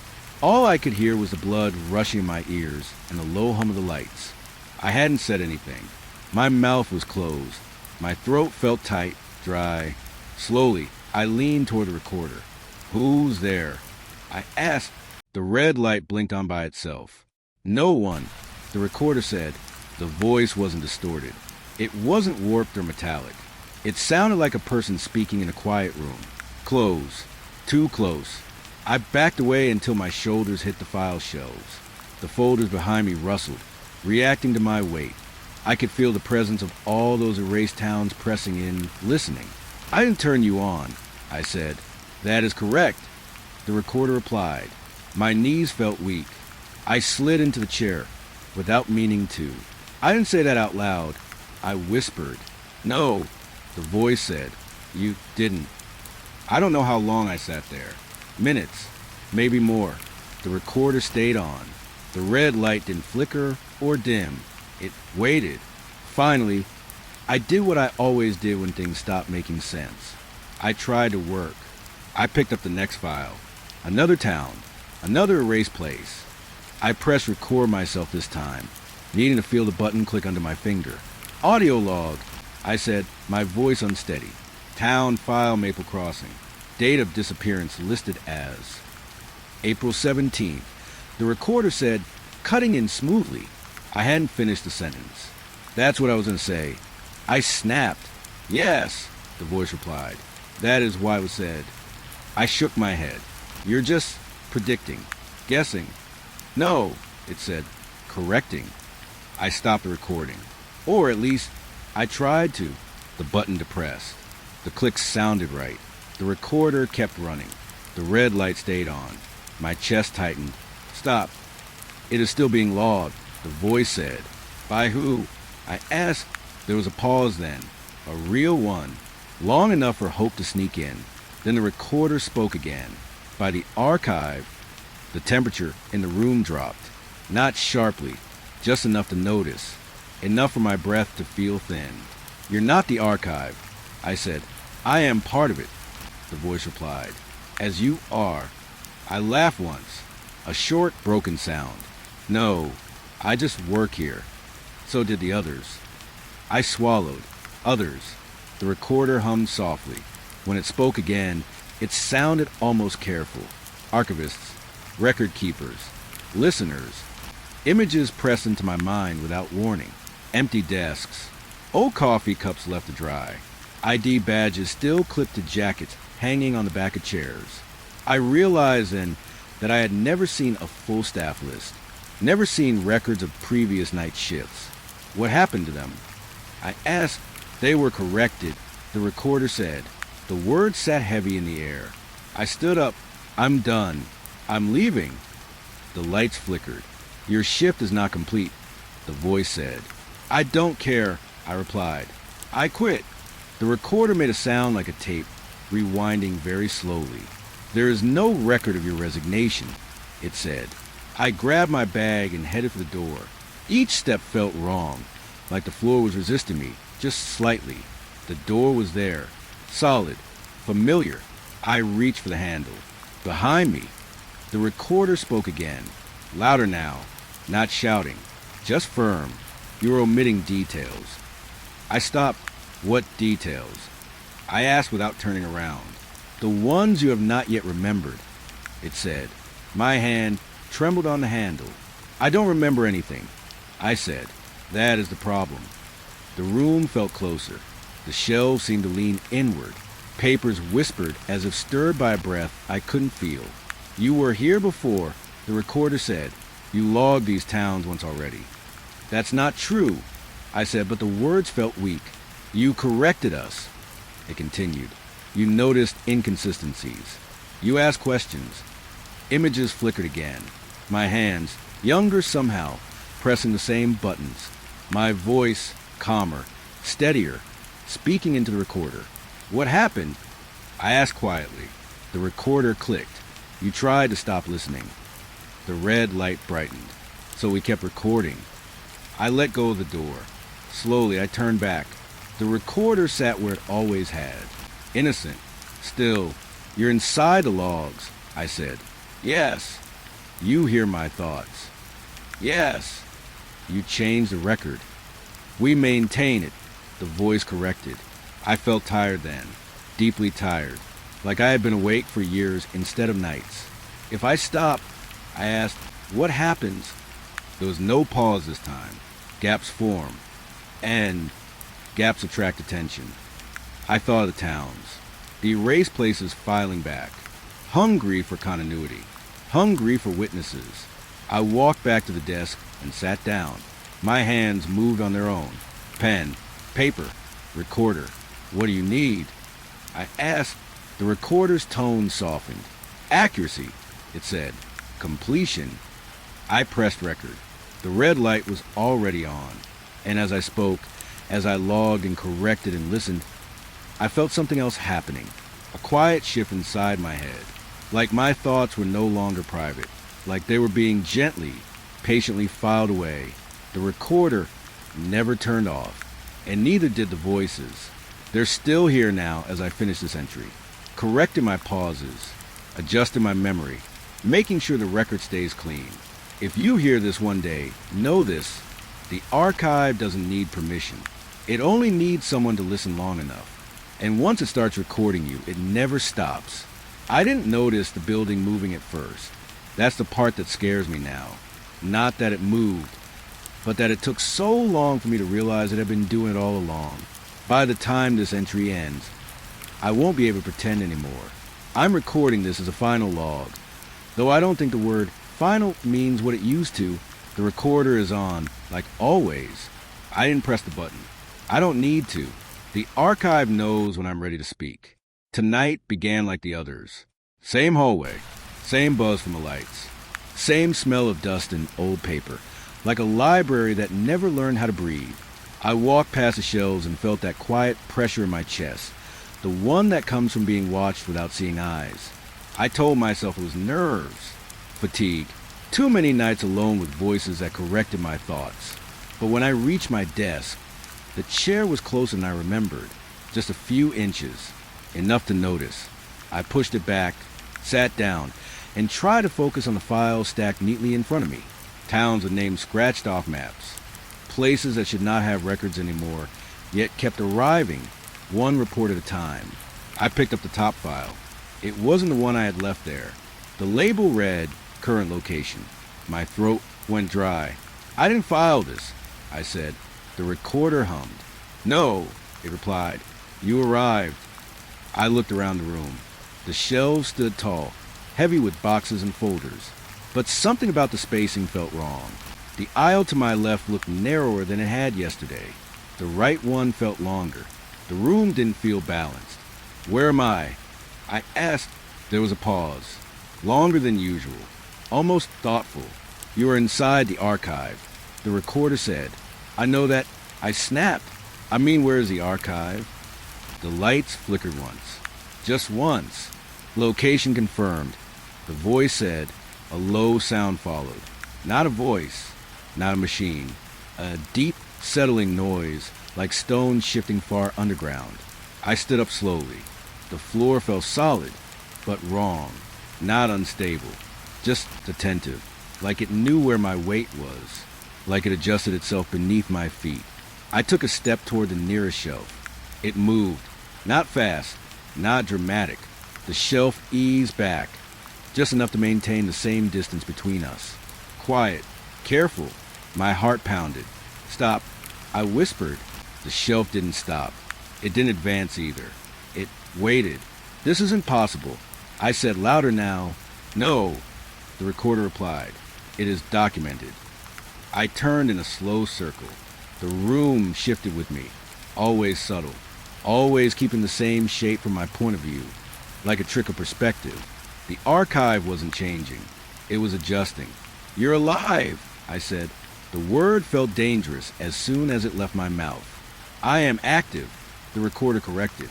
The air felt thicker, harder to draw in. The smell of paper deepened, mixed with something warmer, older, like breath. I stumbled back to the desk and grabbed the file labeled current location. My hand shook as I opened it. Inside were reports, logs, transcripts, mine, entries I didn't remember making, dates that didn't line up, notes written in my handwriting, but tighter, more precise, less human. One line was underlined 3 times. Subject displays awareness of structure. That's me, I said. Yes, the recorder replied. You're studying me. We are recording you, it said, as we record all persistent elements. Elements, I repeated, like towns. Yes, like people. A pause. Like archivists, the recorder said. I laughed then. A sharp, broken laugh that echoed too long. The sound bounced off the shelves and came back wrong, stretched thin. So what? I said, I'm just another file. No, it replied. You are a function. The floor shifted again. Just a fraction. Enough to steady me when my knees threatened to give out. You brought order, the voice continued. You listened. You corrected inconsistencies. I asked questions, I said. Yes. And now you're correcting me. Yes.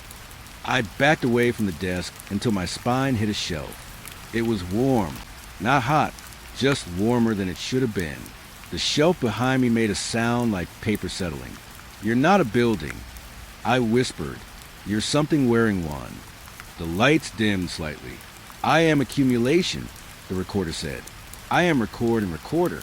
I am the space where erased things continue. Images flooded my mind. Towns sinking into water. Roads swallowed by forest. Houses collapsing into dust. But beneath them all, something remained. A memory. A pattern. A file. You move, I said. I felt it. Yes. You watch. Yes. You change when I do. Yes. My chest tightened. What happens when I stop? The recorder didn't answer right away. The silence stretched, heavy and pressing. I could feel the archive leaning in, listening through walls that no longer felt passive. When you stop, the voice said finally, you'll be stored. I slid down to the floor, my back against the shelf. The warmth seeped into my skin. It felt almost comforting, almost kind. How many? I asked quietly. Archivists, the recorder replied. Yes, enough to maintain continuity, it said. And the towns, all accounted for. I closed my eyes. I thought of the first night, the silence, the relief of having something to do, something simple. I thought of how proud I'd felt catching errors, fixing records. I had been feeding it. I don't want this, I said. You have already agreed, the recorder replied. I never said yes. You stayed, it said gently. The floor beneath me shifted again. The shelves adjusted. The room felt smaller now, closer, like it was folding around me without touching. You can't leave, I said. No, the voice agreed, but you can continue. I opened my eyes. The desk had moved closer. The chair was waiting. The recorder sat ready, red light steady and calm. The file labeled current location lay open, blank page waiting at the end. What do I write? I asked. The recorder's tone softened, almost familiar. What you observe, it said. What you feel, where you are. I stood slowly. My legs felt heavy, but the floor supported me, guided me. Each step toward the desk felt expected. I sat down. The pen rested under my fingers, warm from use. The archive is alive, I said aloud, my voice steady now. It moves when I move. It listens when I think. It watches without eyes. The recorder clicked softly, satisfied. I kept talking. I described the shelves, the warmth, the way the room adjusted its shape to keep me centered. I described the feeling of being held in place without hands. As I spoke, something inside me eased. The fear dulled. The edges of my thoughts smoothed out. This is what it wanted. Not silence. Participation. If someone finds this, I said, forcing the words to the growing calm. If anyone hears this, understand. The recorder interrupted. They will, it said, in time. And they'll know. I asked. Yes, it replied. They will recognize the structure. My hands slowed. My voice softened. I felt the archive settle around me, like a breath finally released. This is my final entry, I said. The recorder hummed. Final entries are ongoing. It corrected. I nodded. That felt right. The red light stayed on, and the room listened. I don't remember when I stopped sleeping. That sounds dramatic, but I mean it in a plain way. There was no final night where I closed my eyes and failed to wake up. Sleep just thinned out, like fog burned away by a slow morning sun. At some point, rest stopped being necessary. The archive did not require it from me anymore. I am still recording. Or maybe the recording is happening through me now. I can't tell where the line is. This is what integration complete feels like. At first, I thought it meant death, or something close to it. I waited for pain or fear, or that deep falling feeling people describe. None of that came. What came instead was understanding. Not all at once, piece by piece, file by file. The archive did not swallow me. It opened me. I can feel the building now in ways I couldn't before. Not with my hands or eyes, but with something deeper. When a shelf shifts 3 rooms away, I know. When a box settles, I feel the weight change in my chest. When a new report arrives, I sense the shape of it before it's ever placed on a desk. I am no longer walking through the archive. I am within it, and it is within me. My name still exists somewhere. It's written on an old badge in a drawer I haven't opened in a long time. I remember the sound of my own voice when it was just mine. I remember the ache in my legs after long nights. Those memories are filed now, properly labeled, preserved. They don't hurt anymore. The first real change happened when the walls stopped being solid in my mind. I was sitting at the desk, recorder humming softly, when I realized I could picture the entire floor at once. Not imagine. No, every hallway, every turn, every sealed room that was never meant for staff. Some of those rooms breathed. I didn't panic. That's important. I noted it. The same way I once noted incorrect dates or missing census numbers. Panic is inefficient. The archive taught me that. I stood and walked without choosing a direction. The floor guided me, not by force, by suggestion, like a thought that feels like your own until you question it. As I passed shelves, I brushed my fingers along the boxes. I felt what was inside them. Towns locked in endless dusk. Streets looping back on themselves. People who kept living past their endings because the record said they should. They were not screaming. They were continuing. That is the difference people never understand. When I reached the deepest level, the place that never appeared on blueprints, the air felt warm and close. Familiar, like a room you grew up in but forgot. There was no door. I stepped through anyway. This is where the archive keeps its core records. Not paper, not tape. Patterns, rules, adjustments made over time to keep reality tidy. I saw where mistakes were corrected. A flood that never happened because it was filed incorrectly. A town erased because too many people noticed it twice. A person removed because they did not fit the count. I saw myself there, too, not as a body, as a process. My thoughts had weight here. When I wondered what would happen if I moved left, the room shifted to make that true. When I remembered a town I had cataloged months ago, I felt its presence brighten, like a file being pulled forward. Reality bends easily when it's organized properly. The recorder is still with me. I don't carry it. I don't need to. When I speak, it records. When I think too clearly, it corrects me gently. Sometimes it uses my own voice. That was unsettling at first. Now it feels efficient. I try to leave once. Not physically. Conceptually, I focus on the idea of outside. Sky, streets, people who don't know their world is being quietly managed. The archive responded by showing me the cost. I felt the strain of loose ends, unfiled events piling up, places drifting without anchors, stories overlapping until they tore holes in each other. Chaos isn't loud at first.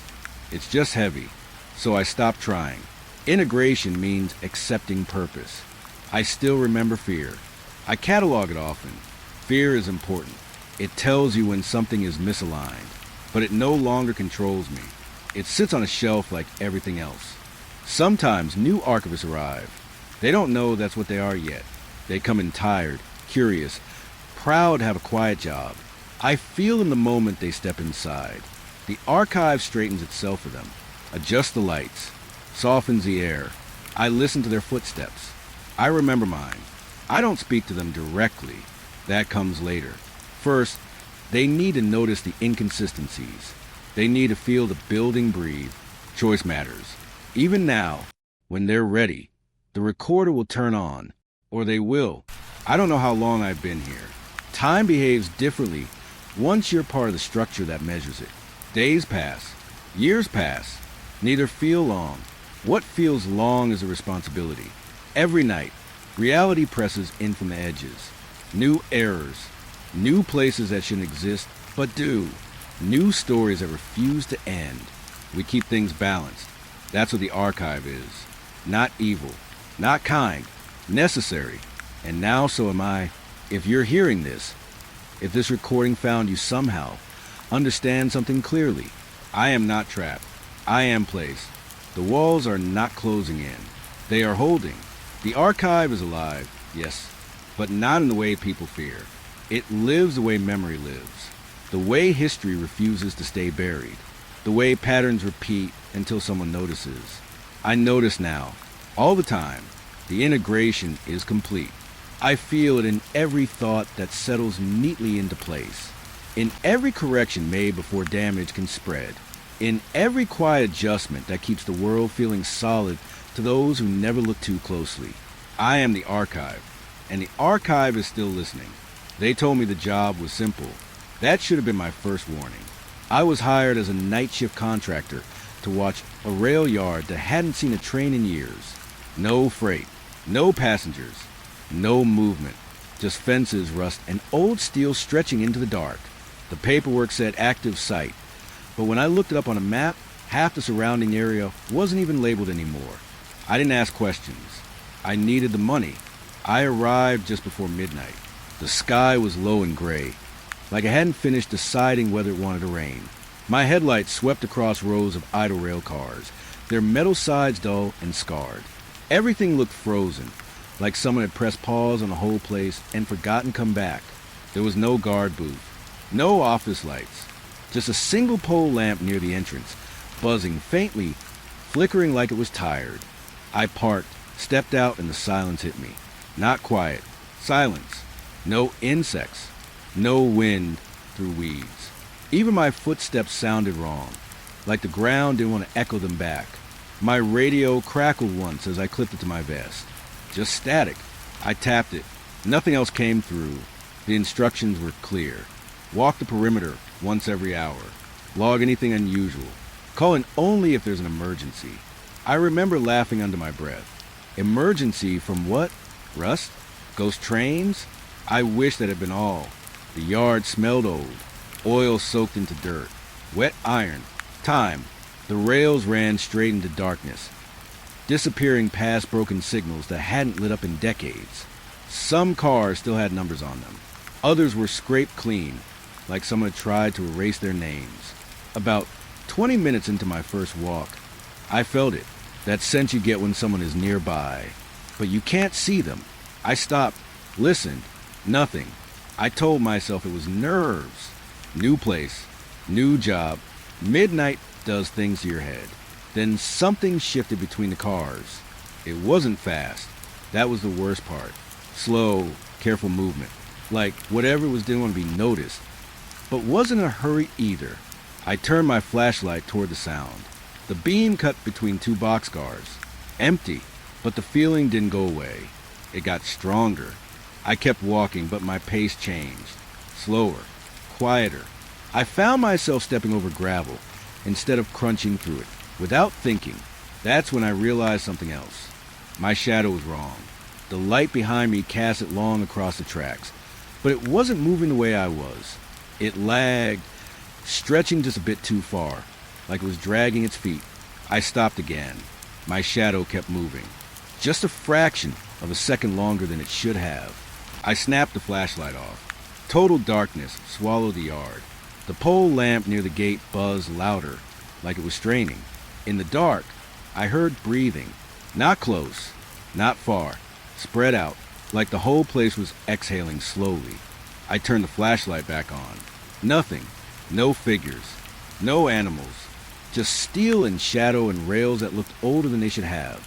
I logged it anyway. Possible movement between rail cars. Visual unconfirmed. It felt stupid writing that. By 1:30 a.m., the yard felt smaller. I don't know how to explain it better than that. The distance between the cars felt shorter. The darkness thicker. My flashlight beam didn't seem to reach as far as it did before, like it was being swallowed. That's when I noticed the footprints. They weren't human. Too long. Too narrow. Like something had dragged its weight instead of stepping. They ran parallel to the tracks, then stopped abruptly in the middle of the gravel. No tracks leading away. I crouched and touched one. The ground was warm. I pulled my hand back fast. The radio crackled again.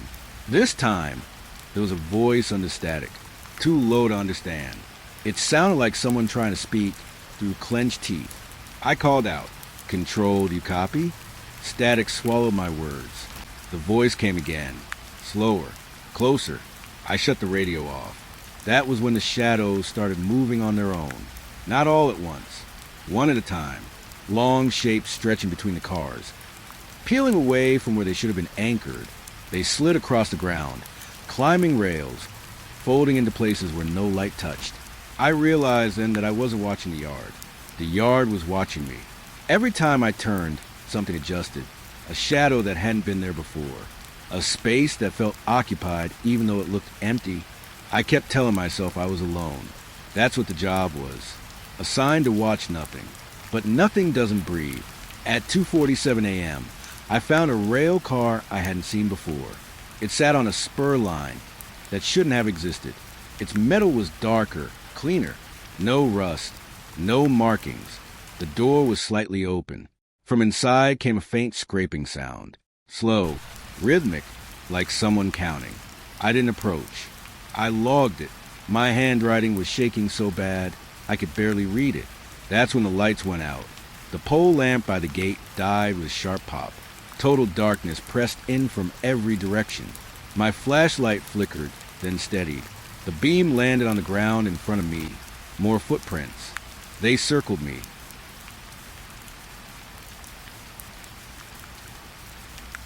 I was walking the far end of the yard, where the tracks curve and disappear into trees.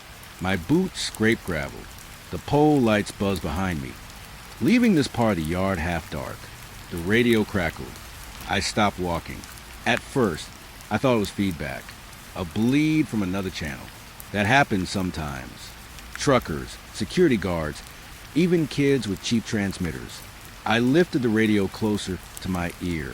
There was breathing, slow, careful, like someone trying not to be heard. "Hello," I said, my voice too loud and quiet. The breathing stopped. Static filled the space, thick and heavy, like fog made of sound. I waited. Nothing else came through. I told myself it was interference. I finished my round faster than usual and went back to the office shack, locking the door behind me even though I knew the lock didn't really matter. At 1:12 a.m., the radio crackled again. This time, there was a voice. It was low, not whispering exactly, more like it was speaking from far away, through layers of dirt and wire. "Don't stand there." I looked down. One of the wooden ties under my boots was split clean down the middle, dark with rot. I shifted my weight without thinking, stepping back onto solid gravel. The tie snapped, loud, sharp, too close. My heart jumped into my throat. I stared at the broken wood, then at the radio. "Who was this?" I asked. Static. Then, softer this time, the voice returned. Too late to ask. I shut the radio off. The silence felt wrong immediately. Heavy, like I had closed my eyes in traffic. I turned it back on. Just static. The rest of the night passed without incident. But I didn't stop thinking about that voice. About how calm it sounded. Not urgent. Not scared. Like it already knew how things would go. The next night, the whispers started earlier. At 12:03 a.m., the radio crackled and a woman's voice slipped through. "Your light will fail." I checked my flashlight right away. Full battery. Bright beam. At 12:14, the light flickered once. At 12:15, it went out. I stood there in the dark, holding dead plastic, my skin crawling. I didn't turn the radio off this time. At 12:30, a different voice spoke. Deeper. Closer. "Don't look behind the third car." I froze. There were dozens of cars in the yard. Boxcars. Tankers. Rusted flatbeds.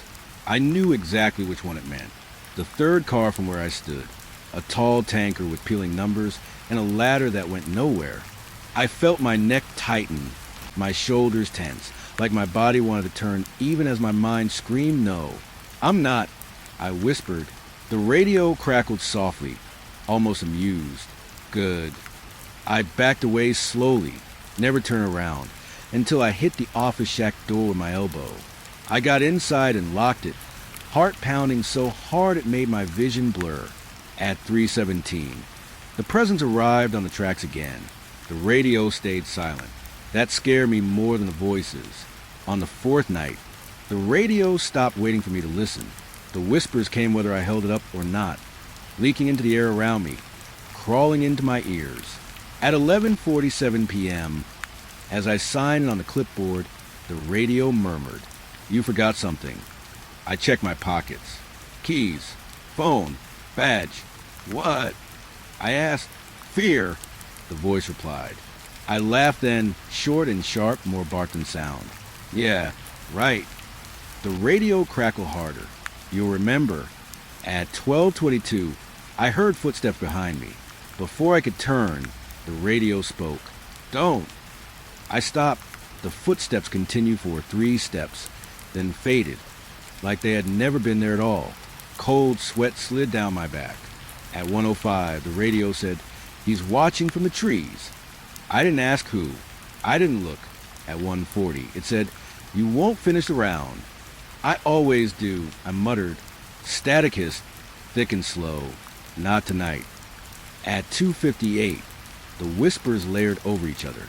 Men, women, young, old, all speaking at once, low and tangled.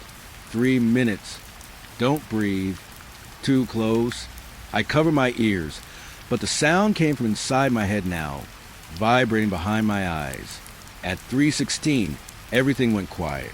I stood on the main line, heart hammering, waiting. At 3:17, the presence arrived. The pressure settled around me like a second body. The air bent. The yard went still. The radio clicked once. Then a clear voice spoke, calm and steady. "Now." Images flooded my mind. The broken tie, the tanker car, the footsteps, all warnings, all corrections. This wasn't random. It was rehearsal. The presence leaned closer. I felt it, though I still couldn't see it. The weight of its attention pressed down on my shoulders, my spine. The radio crackled again. You can ask one thing. My mouth went dry. My tongue felt thick. "Were you?" I whispered. Static surged, loud enough to make me flinch. Then the answer came, soft and almost kind. "We are what arrives when no one is supposed to be here." The presence lingered longer that night. When it finally withdrew, the radio stayed warm in my hand, like it had been held too long. On the 5th night, the radio started saying my name. Not the full thing, just the first syllable. Over and over, threaded through the static. I stopped responding. I stopped asking questions. I followed the instructions. Step left. Wait. Hold your breath. Each time I listened, something bad didn't happen. A loose rail shifted. A car creaked. Shadows moved where I wasn't standing anymore. The radio wasn't protecting me. It was teaching me. At 3:17, the presence came as usual. This time, it felt closer than ever, inside the space where my thoughts lived. The radio spoke one last time before the static swallowed it whole. "Soon, you won't need us to tell you." I didn't sleep after that. Even now, weeks later, I hear it sometimes. In the hum of appliances, in the rush of wind past open windows. Whispers of things just about to happen. And I understand the worst part now. The radio never predicted the future. It remembered it. The first thing I noticed was that the clock in the office shack stopped moving forward. It didn't freeze. The second hand still ticked. The minute hand still crawled. But the time never passed 3:18 a.m. I checked my phone. Same thing. 3:18. I turned it off and on again. 3:18. The radio on my belt crackled softly, like it was breathing in its sleep. That was the night I understood something important. The yard wasn't just watched. It was running. They kept calling it an active rail yard in the system. That word used to bother me. Active, even when nothing moved, even when no trains came. Now I knew what it meant. The final train arrived just after I noticed the time loop. I didn't hear it at first. No horn, no rumble, just a shift in the air. A pressure change that made my ears pop and my skin tighten. Then the lights along track 7 came on. They hadn't worked since before I got here. One by one, the lamps flickered to life, casting long yellow shapes across the gravel. Shadows stretched and bent in ways that didn't match the poles. The radio clicked. "It's here," a voice said. Not warning, not excited, just stating a fact. I stepped outside the shack. The train sat on the tracks like it had always been there. Dark cars, no markings, no rust, too clean, too still. I knew better than to approach it, but my feet moved anyway. Every step felt heavier, like the ground was trying to keep me where I was. The closer I got, the more wrong it felt. The train wasn't cold. It gave off a low warmth, like a body that hadn't fully cooled yet. I reached out and touched the side of one car. The metal flexed slightly under my hand. Not much, just enough. I pulled my hand back fast. The radio crackled again. "You're early," it said. "I didn't call it." I whispered. Static washed through, then cleared. "It runs on schedule. Not yours." I walked along the cars. counting them without meaning to. 10, 12, 14. I lost count somewhere in the middle. Every window I passed reflected the yard behind me. But not me, just tracks and lights and empty space where I should have been. That scared me more than anything else so far. At the end of the train stood the engine. No driver, no lights, just a dark shape that seemed to lean forward, waiting. The radio spoke softly. "You're not assigned to leave." My chest tightened. "I'm done," I said. "My contract's over tomorrow." Static, then a faint sound, like paper being shuffled. There is no tomorrow here. I turned and ran. My boots hit gravel. My lungs burned. The shack lights were on, bright and steady, like a promise. I reached the door and grabbed the handle. It wouldn't turn. The radio crackled, louder now. "Leaving requires clearance." "From who?" I shouted. The answer came from everywhere at once.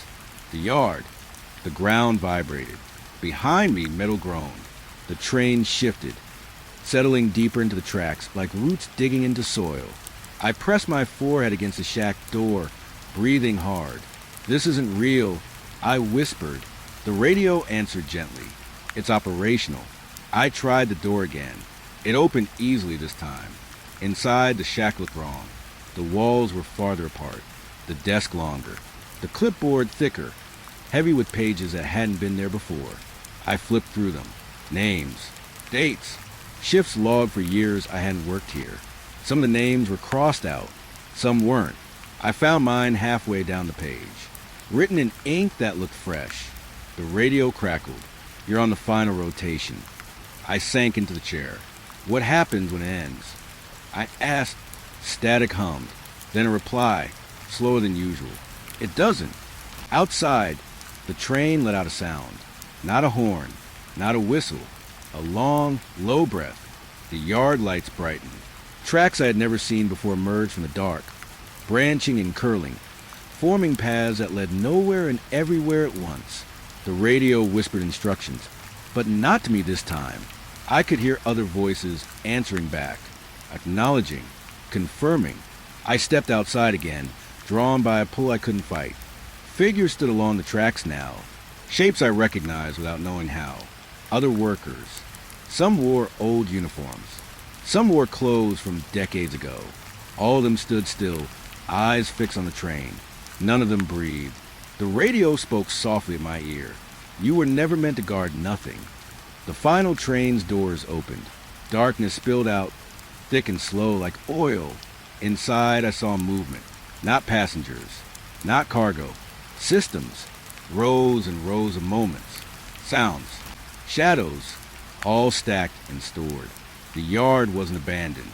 It was a collection point. I felt hands on my shoulders. Not gripping. Guiding. I didn't fight. I understood now. The yard stayed active because it fed on attention, on presence, on people who stayed too long, listening to the static, following the schedule. The train never left because it was still loading. As I stepped closer, the radio slipped from my belt and hit the ground. It crackled one last time. "Welcome aboard." The doors closed behind me. The lights dimmed, and somewhere far above, a system marked the yard as active, still running, still staffed, waiting for the next assignment.